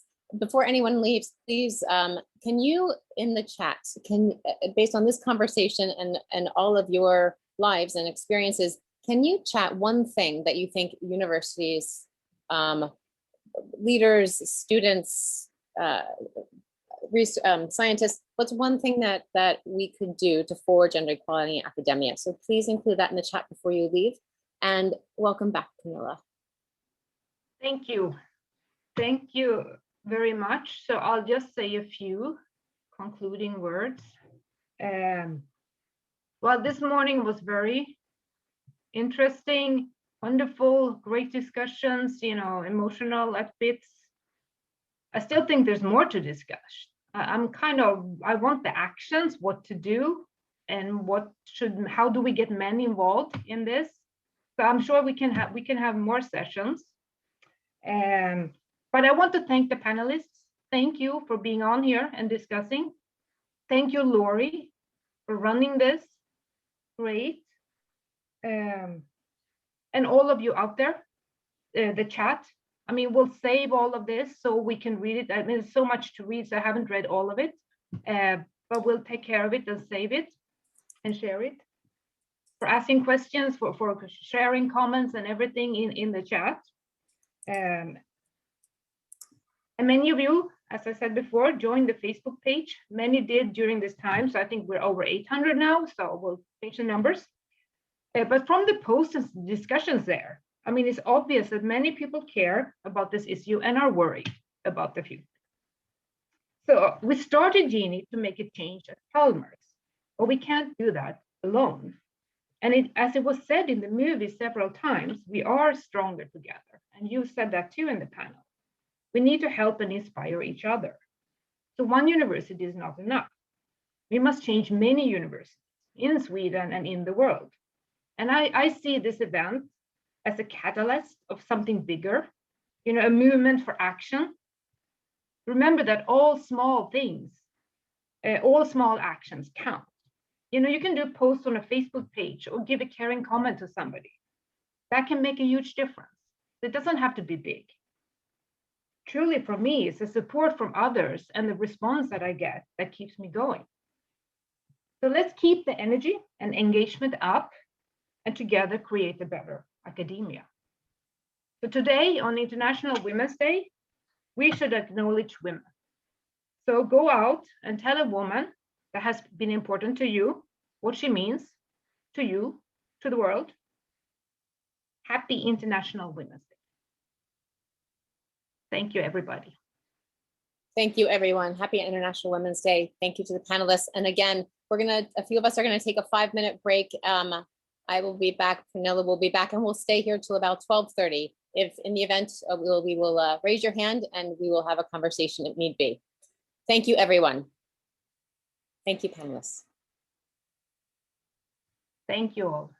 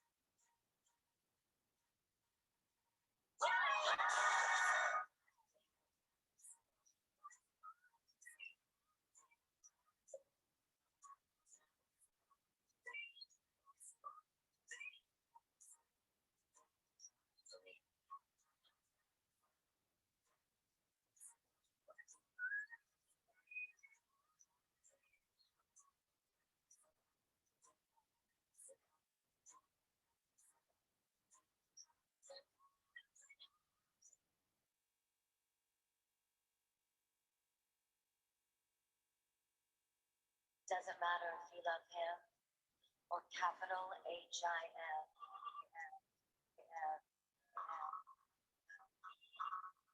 Just put your process. See what you're in this way, baby.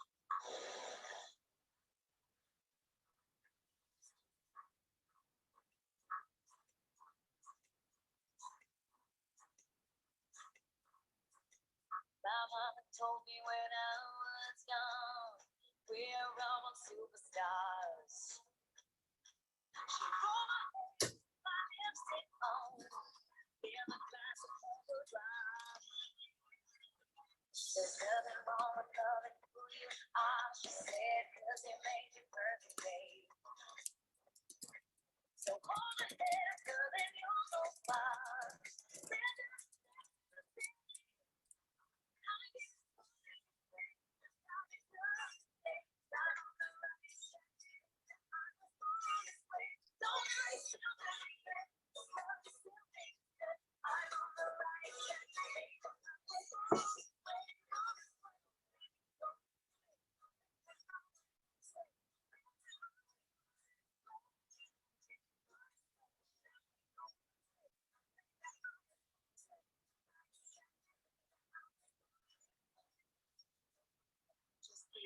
Don't be a drag, just be a queen. Don't be a drag, just be a queen. Shift the prudence and all your prayers. Subway carry joys of truth. In the religion, nothing else is true. I must be myself, must be my youth. But it's my heart, it's not sin. But it's properly giant.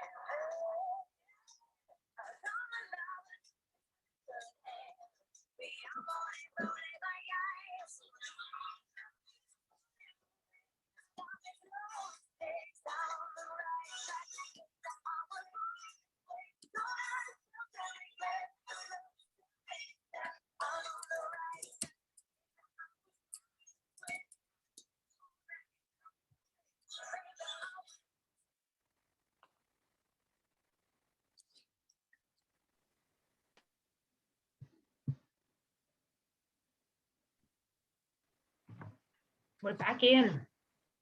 So there are 50 people still here. Paul is still here. Thank you, Paul. Anne is still here. Thank you, Anne. People can use the chat if you'd like to say something, if you want to raise your hand. Let's hear from you. This is your time. This is your space. Because we can't see them, right? We cannot, but we can, as soon as you raise your hand, we can. If you raise your hand, I can unmute you. I can unmute you, and then you can talk. You have to raise your hand. Let's see if. All right. Elin. Hello, my name is Elin and I work in the bio department at Chalmers. So my reflection when we discuss gender equality as we have done today is that we are very much focused on what women should do or how women should act or how women should be supported in various ways. But we do very little about what men should do and how men should change and how men should step down from their little throne where they have better opportunities than us. And that's of course really, really difficult how to get to that. But I feel that women get disappropriate, we both have to fight to get equal opportunities and we have to spend more time on being perceived as equally qualified in the system, and they sort of punish us twice. And then there are men who can sort of surf along and not have to change. And what could we do about that?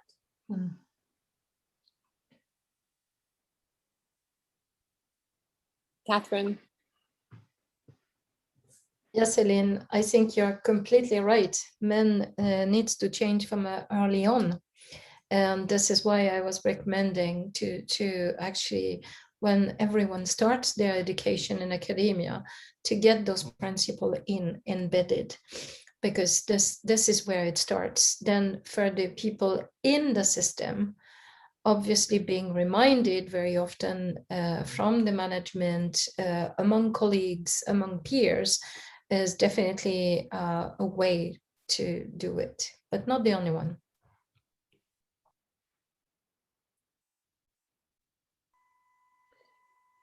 And Yeah, I mean, you're absolutely correct. And we phrased it in a report we wrote that everything that is always done is to fix the women. And that's not really the problem. The women aren't really the problem. The problem is the system, and the problem is some men's role in the system. What I don't have a complete answer, of course, but one of the things we're trying to do is incorporate gender equality training into our departmental meetings and into faculty meetings, and getting at least the information out about implicit bias and things like that. And at least the men that are willing to listen at least become educated about the problem, at least become aware of the problem. And so they can play a really important role in helping us move forward. There are some men that, and probably women, that are not going to change, but at least the ones that we can reach, we are trying to reach them the best we can. Yes, but what's in it for them? What's in it for these men to actually change, to promote the career of women? That's the thing. There's very few incentives, I think, or repressions if you don't. Well, I mean, in one sense, I mean, I think a lot of men and women think that we should be fair, that it should be a fair society. And so I don't think, and I don't think it should be framed as they're giving something up so much. They're more opening themselves up to more opportunity for everyone. But you're right, it is a competitive world. And so if more women get hired, there will be less men hired. That's just the nature of it. But I think still I hope a lot of men also think it should be fair and that they shouldn't be given an advantage. Maybe I'm naive, but I hope so. My sense is most men, they want to do the right thing, and they just haven't, no offense to any the men on the panel, but they haven't been, if you're a white male, you haven't been asked to really do anything. You haven't been pushed. You haven't been asked to do things outside of your comfort zone, because anybody you've been playing with has been more than likely the same sex and the same color. And that's hard even for white males who are in a particular place. It makes them feel uncomfortable. Mattias. I think that there are, I mean, this might be difficult to argue with people who don't want to change, but I think there are, I mean, direct positive consequences also for men in science if we do this. I think everybody that I met with in science, they're very keen on having, I keep talking about this, the highest quality of science. And I think this is an argument that also sort of benefits men, that this is what we would like to achieve in the end. And we don't achieve this by being only one type of person within the academic environment. We need to have this kind of diversity, as we talked about. And I think most men and women I met, they're susceptible to this argument because quality is sort of the cornerstone of what we're doing. Paul. Yeah, thanks. I agree with everything that's been said. I think men will get involved in the gender equality debate and will contribute to it for reasons like it's going to be better science, it's going to be a fairer society. But they have to be made aware of it. They have to have a moment where either they are part of a discussion where it becomes they just understand it, or, and I'm a big advocate of this, is they get emotionally kind of affected by the argument. How many times have I heard one of my colleagues who's never been involved in gender equality then has a daughter and all of a sudden gets involved in gender equality because he's emotionally invested with it now.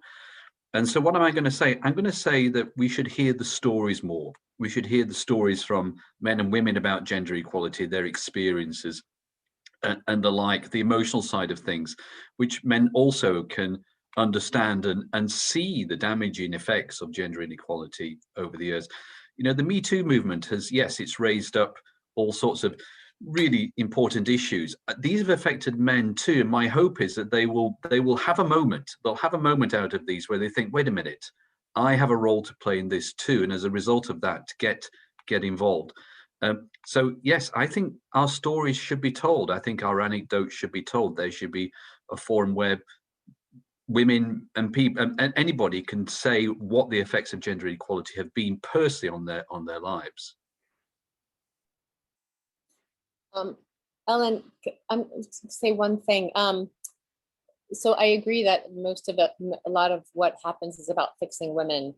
I will say there's one study, and I think it's important to look at evidence-based programs and see, you know, from a behavioral perspective, what things have worked in changing the power dynamic. So there was one study that was done in Zambia to young women, teaching them negotiating skills, and they were taught in it was 8th, 9th grade, because there was high dropouts of young women leaving school, power dynamics in the family and in their society, high rates of pregnancy, etc. So they taught these young women negotiating skills, and what they saw is not were they just staying in school, but when they followed their lives 5 years out, there was a significant impact on their lives, in the sense of there were fewer pregnancies, they were delaying pregnancy, they had actually positive relationships with their family, which I joke around, like, what teenager has a positive relationship with their family? But, you know, teaching these young women negotiating skills, you know, had a significant impact on their lives. So what the Zambian government did is they actually rolled out negotiating to all students, male and females. I think it's in 8th and 9th grade, so it's part of the Zambian curriculum, and it's the same negotiating skills that that women, and again, I mentioned business schools at Yale and Harvard and et cetera. It's similar, it's the same type of skill. So if you look at these evidence-based programs and say, okay, what could we explore in academic environments? That could also be another thing to, it's an experiment. Nela. Maybe I can ask a question too, when there's nobody that's raising their hand. And I was picking up on what Elin said. I mean, what you're saying is that in principle, we can wait for all men to have a daughter, and in principle, that will eventually convert them. And I mean, that's good. And that's the individual kind of point of it that takes time. But what can leaders, what can universities, you know, funding agencies, you know, you represent different parts here.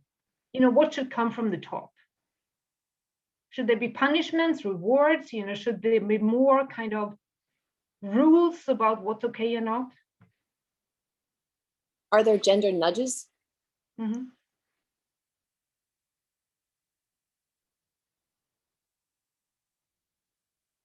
Because many times I think, yes, everybody agrees we want the best science, and that's what people say, and it sounds good, and then they still go home and do what they normally do. Yeah.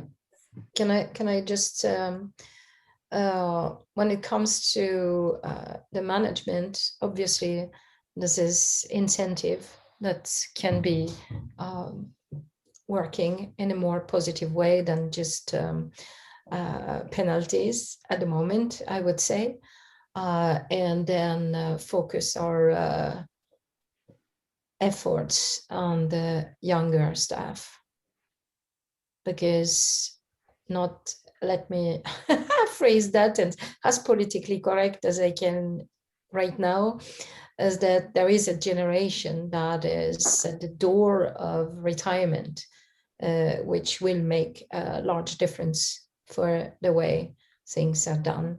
And I don't want to discriminate anyone by age or anything. This is not my intention here, but this is in the culture. It takes time. It doesn't go fast enough, but it takes time. And I think incentive is the way forward.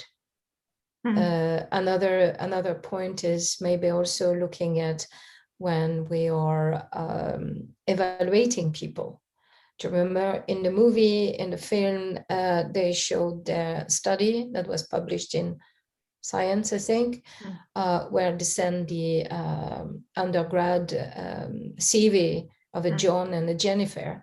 And obviously the bias was very clear there. And I think this is in the way we evaluate applications, in a way we are behaving in interviews. We need, for instance, to maybe take more help from human resources instead of just relying on scientists. I mean, in the subject, yes, obviously, to get the best science, this is scientists, but then on who is the best suited to perform that, maybe we can take help and we can be a bit more inclusive in that. That would be the two tools that I would suggest right now. And Mary just wrote in, perhaps we should have a double line reviewing of grant proposals and job applications. There was something that I think the New York City Orchestra did that in the 60s or with in the orchestra, and all this because it was male dominated, and within 2 years or whatever it was, so again, how can we experiment with these different processes? Are there any other questions? We still have 40 people here. Does anybody else want to raise your hand? The forum is yours.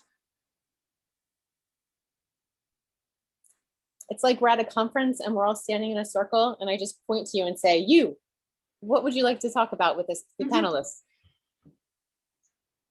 But of course, you're welcome to stay on.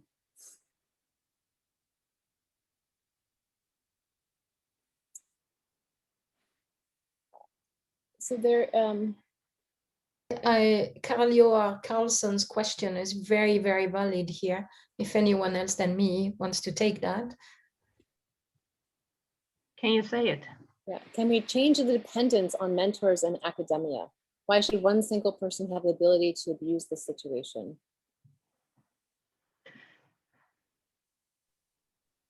I would like to comment on that because I think that's one of the key problems here, not only for gender issues, but in general for effects of bullying and such on PhD students and postdocs in particular, that we have a system that is very hierarchical, that has, I mean, in theory, a prefect is in charge of everyone, and that is, in my department, 300, 350 people. There is no way that person can actually know what's happening at all the different levels. And so I would like to see PhD students in particular not to be hired directly by the supervisor, but rather be part of a bigger group that is hired by departments, for example, or divisions or whatever it would be, so that they have protections and they have an easier ability to switch between supervisors and things like that, because they have no power in the current system. If they leave, they are punished because they use up part of their time in switching and have to switch to it and find someone else to support them, etc. I mean, it does happen once in a while that someone gets switched, but it should be easier. And I think that would, I mean, word gets out pretty quickly of which supervisors you don't want to work for and things like that within Sweden, but not outside of Sweden. And so often people who are not as nice to their students take more students from outside who don't know. And so we don't protect them very well, I think, is my opinion.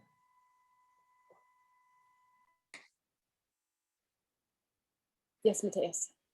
I'd like to comment on that as well. I think that at the institutions that I worked, we have often had a system when it comes to PhD students where there is not just a supervisor, there is also an examiner involved in this. And that kind of system is not foolproof, but it's certainly a better system than having no examiner. And the examiner is sort of a buffer zone between the supervisor and the student in case something should go wrong. And this is, of course, works both ways. Both for the student and the supervisor, this is a good thing. It also requires you to have examiners that holds a very high quality as well. But I think this is probably a very good sort of safeguard for having these kind of low-level problems at the departments, where the examiner can handle these kind of things and also respond to complaints, etc., from the students towards the supervisors. It's sort of a person you should be able to trust and talk to in case something, like a mentor. It goes outside the scientific issues. And I think that in my experience, this has worked very well. In the cases where students had needed to switch supervisors, it's been done very smoothly, and it has not caused any negative side effects for the students, apart from, of course, the fact of feeling bad in such a situation. But otherwise, it has been sort of handled very professionally. I assume that this, as I said, it's not foolproof, but it's one step to getting sort of a more fair process for the students. And if you can, I would add to the examiner a team of supervisors where you find both women and men, because one supervisor, it's not sustainable. So I would like to recommend that. I'll just comment that we do have examiners now, and that has changed in recent years, that there is now a co-supervisor and an examiner, which is better for sure. But it still is a precarious situation sometimes. Julie Gould has her hand. Julie, I'm going to allow you to talk. Thank you. My question actually is related to something Catherine just mentioned, and that is the issue or reality of often requiring both women and men on different types of committees. And I've brought this question up in different events recently, and it's something that I'm trying to figure out how to work with. And that is, we require like committees for vetenskapsrådet or for employment recruitment committees and whatnot, that we want to have both men and women. And but the number of women are not as great as the number of men, and there is a growing group of women who are protesting against having to sit on all these panels in order to ensure that we have a gender equality and a perspective of thinking about gender equality. And my question is kind of general to you, and that is there any idea or suggestion how to go forward in terms of, maybe we can ensure a gender equality approach to things without having to actually have gender equality in these panels. I think you maybe understand what my question is, I hope.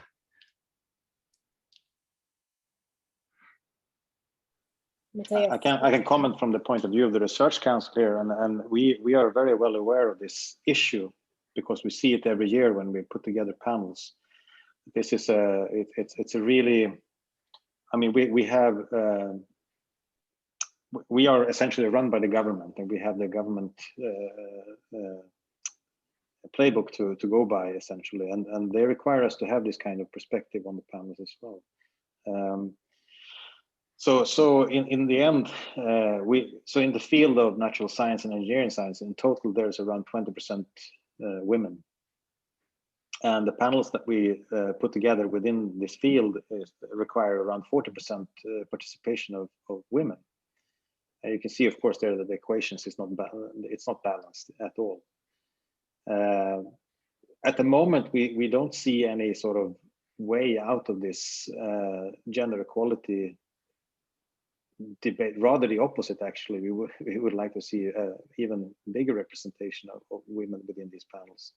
There have been questions of the last few years which we are trying to handle at the moment concerning gender representation and how funding has been divided within different fields of science concerning gender. And this is something which is very, very hard to get around if we don't have the credibility of having a fair representation within the panel at the moment, I would say. So it's also something like it has to do also with the trustworthiness of the panels at the moment. Unfortunately, I would say that we don't see a way around this kind of extended workload on women in science. There were other people who had their hands up. Paul, I don't mean to take over you, Laurie. You had a... Yeah, I had a comment about this, about gender balance on committees and the like, and I do think it's important, and I think that the workload should be properly recognised. That's a matter for the universities, and perhaps that's something to be worked out. But what is the problem we're trying to solve here? Well, that is biased decisions being made by committees, and one, not solution, but one powerful intervention is the use of observers to comment and reflect back to committees on their behaviours. And by the way, these need to be informed observers. They can't be people who are not familiar with the language or the academic technical parts. And if we want to have trust in our committees, to have these observers reporting on bias, that's their job, by the way, is to report on bias and to help committees come to a good decision, then this is another way of treating the same problem. Exactly. I like that idea because it helps with the issue of not having enough women, as Mattias pointed out. But at the same time, it also might address the other issues that have been brought up today. And that is about Paul describing every man should have his aha moment, as my own paraphrasing of that. It might also help to speed up the awareness amongst the people who are still not thinking in terms of gender equality. I'd like to say also that, I mean, within the Research Council, the observers have been there for a while on the panels, and they've done a great job. Not sure that it's equally disseminated between the panel members in every panel, but I think it's a good idea to try to implement maybe observers on other levels as well, at universities, for instance, where I think maybe the problem is even deeper. So.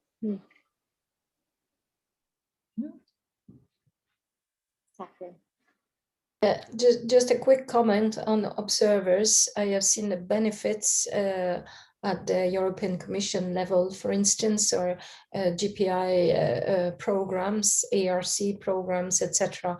This is working very well, despite the lower number of women in panels, because of matching the representation out, I mean, in the fields, for instance. But the idea of an observer at the university level is excellent. I think this should be more spread, definitely. And I will have to go soon, but there is a question in the chat which I think we should address, and this is actually the consequences after anyone reports a case of harassment against a prominent person. This is not MIT everywhere. We don't have a Provost Brown all over the place. And what do we do in Sweden? How do we address this? Because that's my experience, that the law says we need to take care of the perpetrator. We need to convince him and change his mind, but he's still, what kind of consequence and penalties are for these people that are found guilty of harassment in universities? So I think this, I would appreciate if you could address that. And I have to go, I'm sorry, I have another meeting exactly about working environment. Thank you very much for today. Happy International Day. Thank you very much. Goodbye, Catherine. Goodbye. Bye.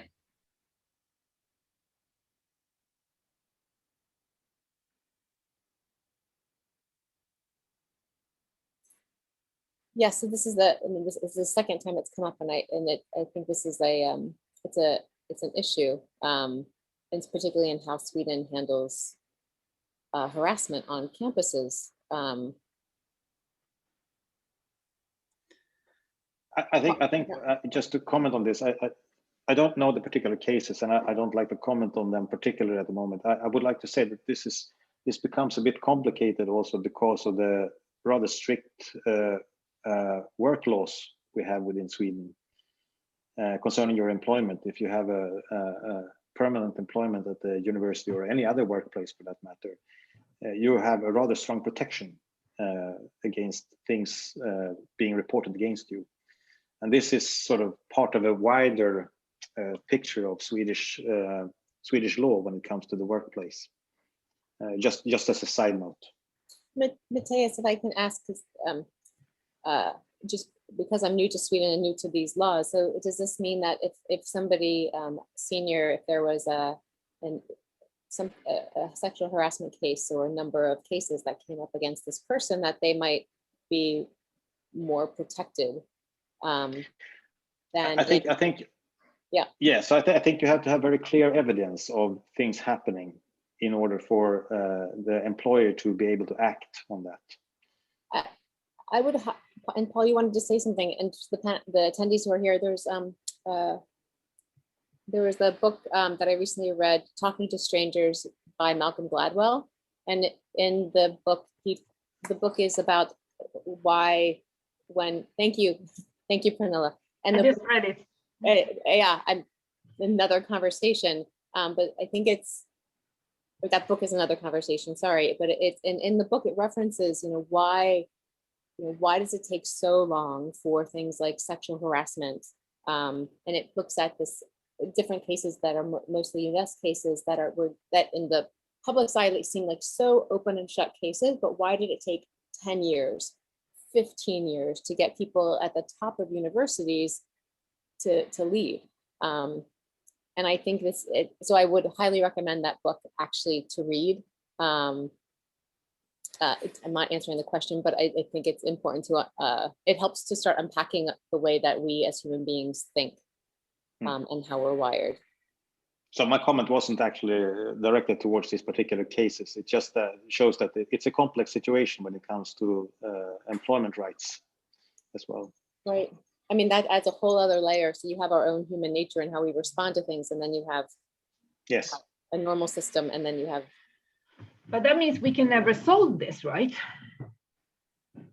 I never go there. But sorry, Anne. I have to leave. But thank you very much. And nice seeing you.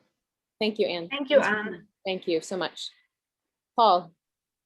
Thanks, Mattias, for the comment about the Swedish kind of legal framework. I think that's very important. It's certainly different here in the UK.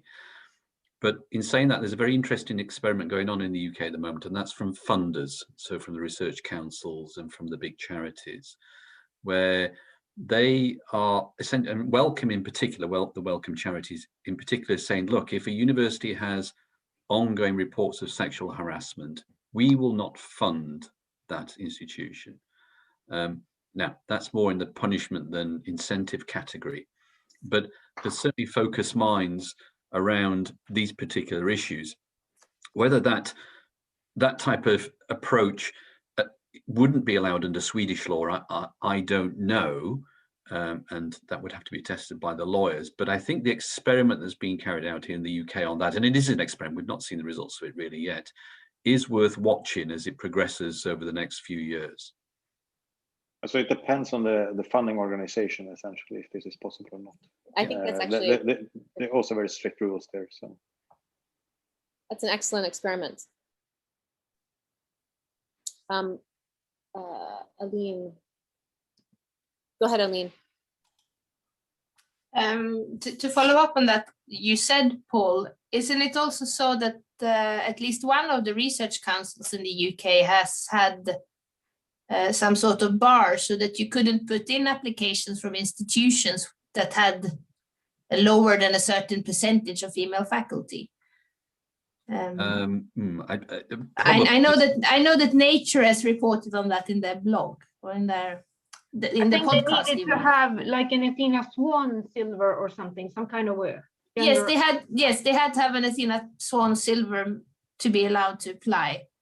Yes, for some type of, it was one of the medical research councils, not the MRC, but That's right. It's called NIHR. Indeed, had that. You couldn't apply unless you had at least an Athena Swan Silver or Gold Award. That was a few years back now, and it caused an enormous reaction.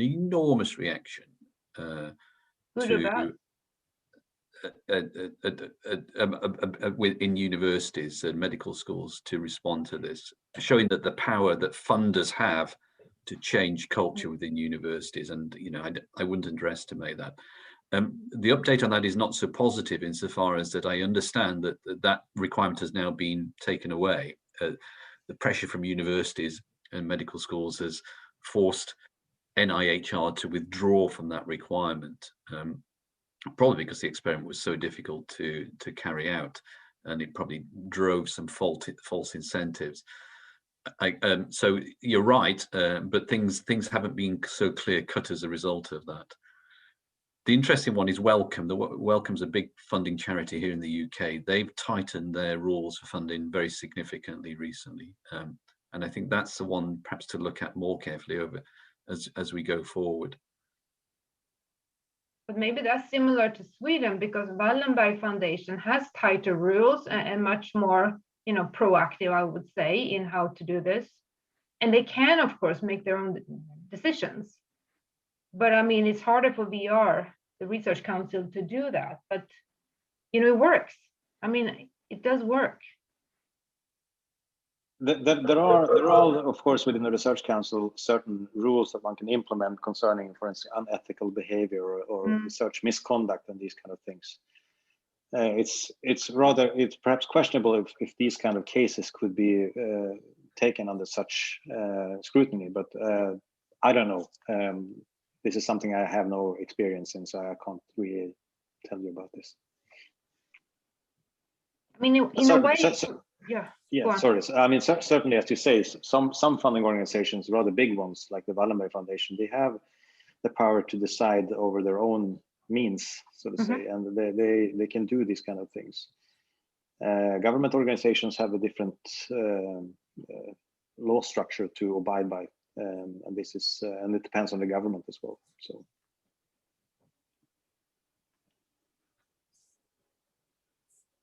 A boring answer, unfortunately, but it's just a reality of things. But of course, I mean, it's good that these things are brought up, because it also incites a discussion within the different councils, which is important, because in the end, that might mean that we have changes being made.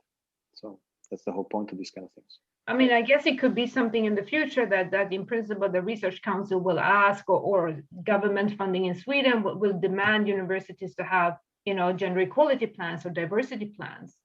I mean, in Europe, I mean, the Horizon something, I mean, 20. It seems like they will start to ask for that from universities in order for them to apply for funding. So it seems like that's coming, and maybe we should be kind of early on in that phase. Actually, it's an interesting point, Pernilla, in the sense of, I'm thinking about like a feminist foreign policy, and if universities had their own versions of feminist foreign policies. Yeah. We are also a country that loves policy documents, and this is sort of sometimes it backfires in the sense that we tick the boxes of the policy document, and then we think everything is hunky-dory, which is not usually. And this is a possible danger that I can see with setting up certain rules like this, and then the universities reverse engineer everything in order to fit the rules. But I think the most important part is probably that this kind of thing instigates discussions within the different authorities of research funding within Sweden, and I think this is something that sort of is a take-home message, that even if one can't see direct policy changes, it certainly changes the discussion climate within the different universities and the different funding authorities.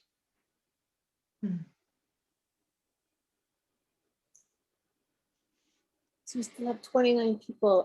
Aline, is your hand raised? Would you like to? You can speak if you'd like to. You're muted. But feel free to. I think you can unmute yourself. Yes, I just forgot to put my hand down.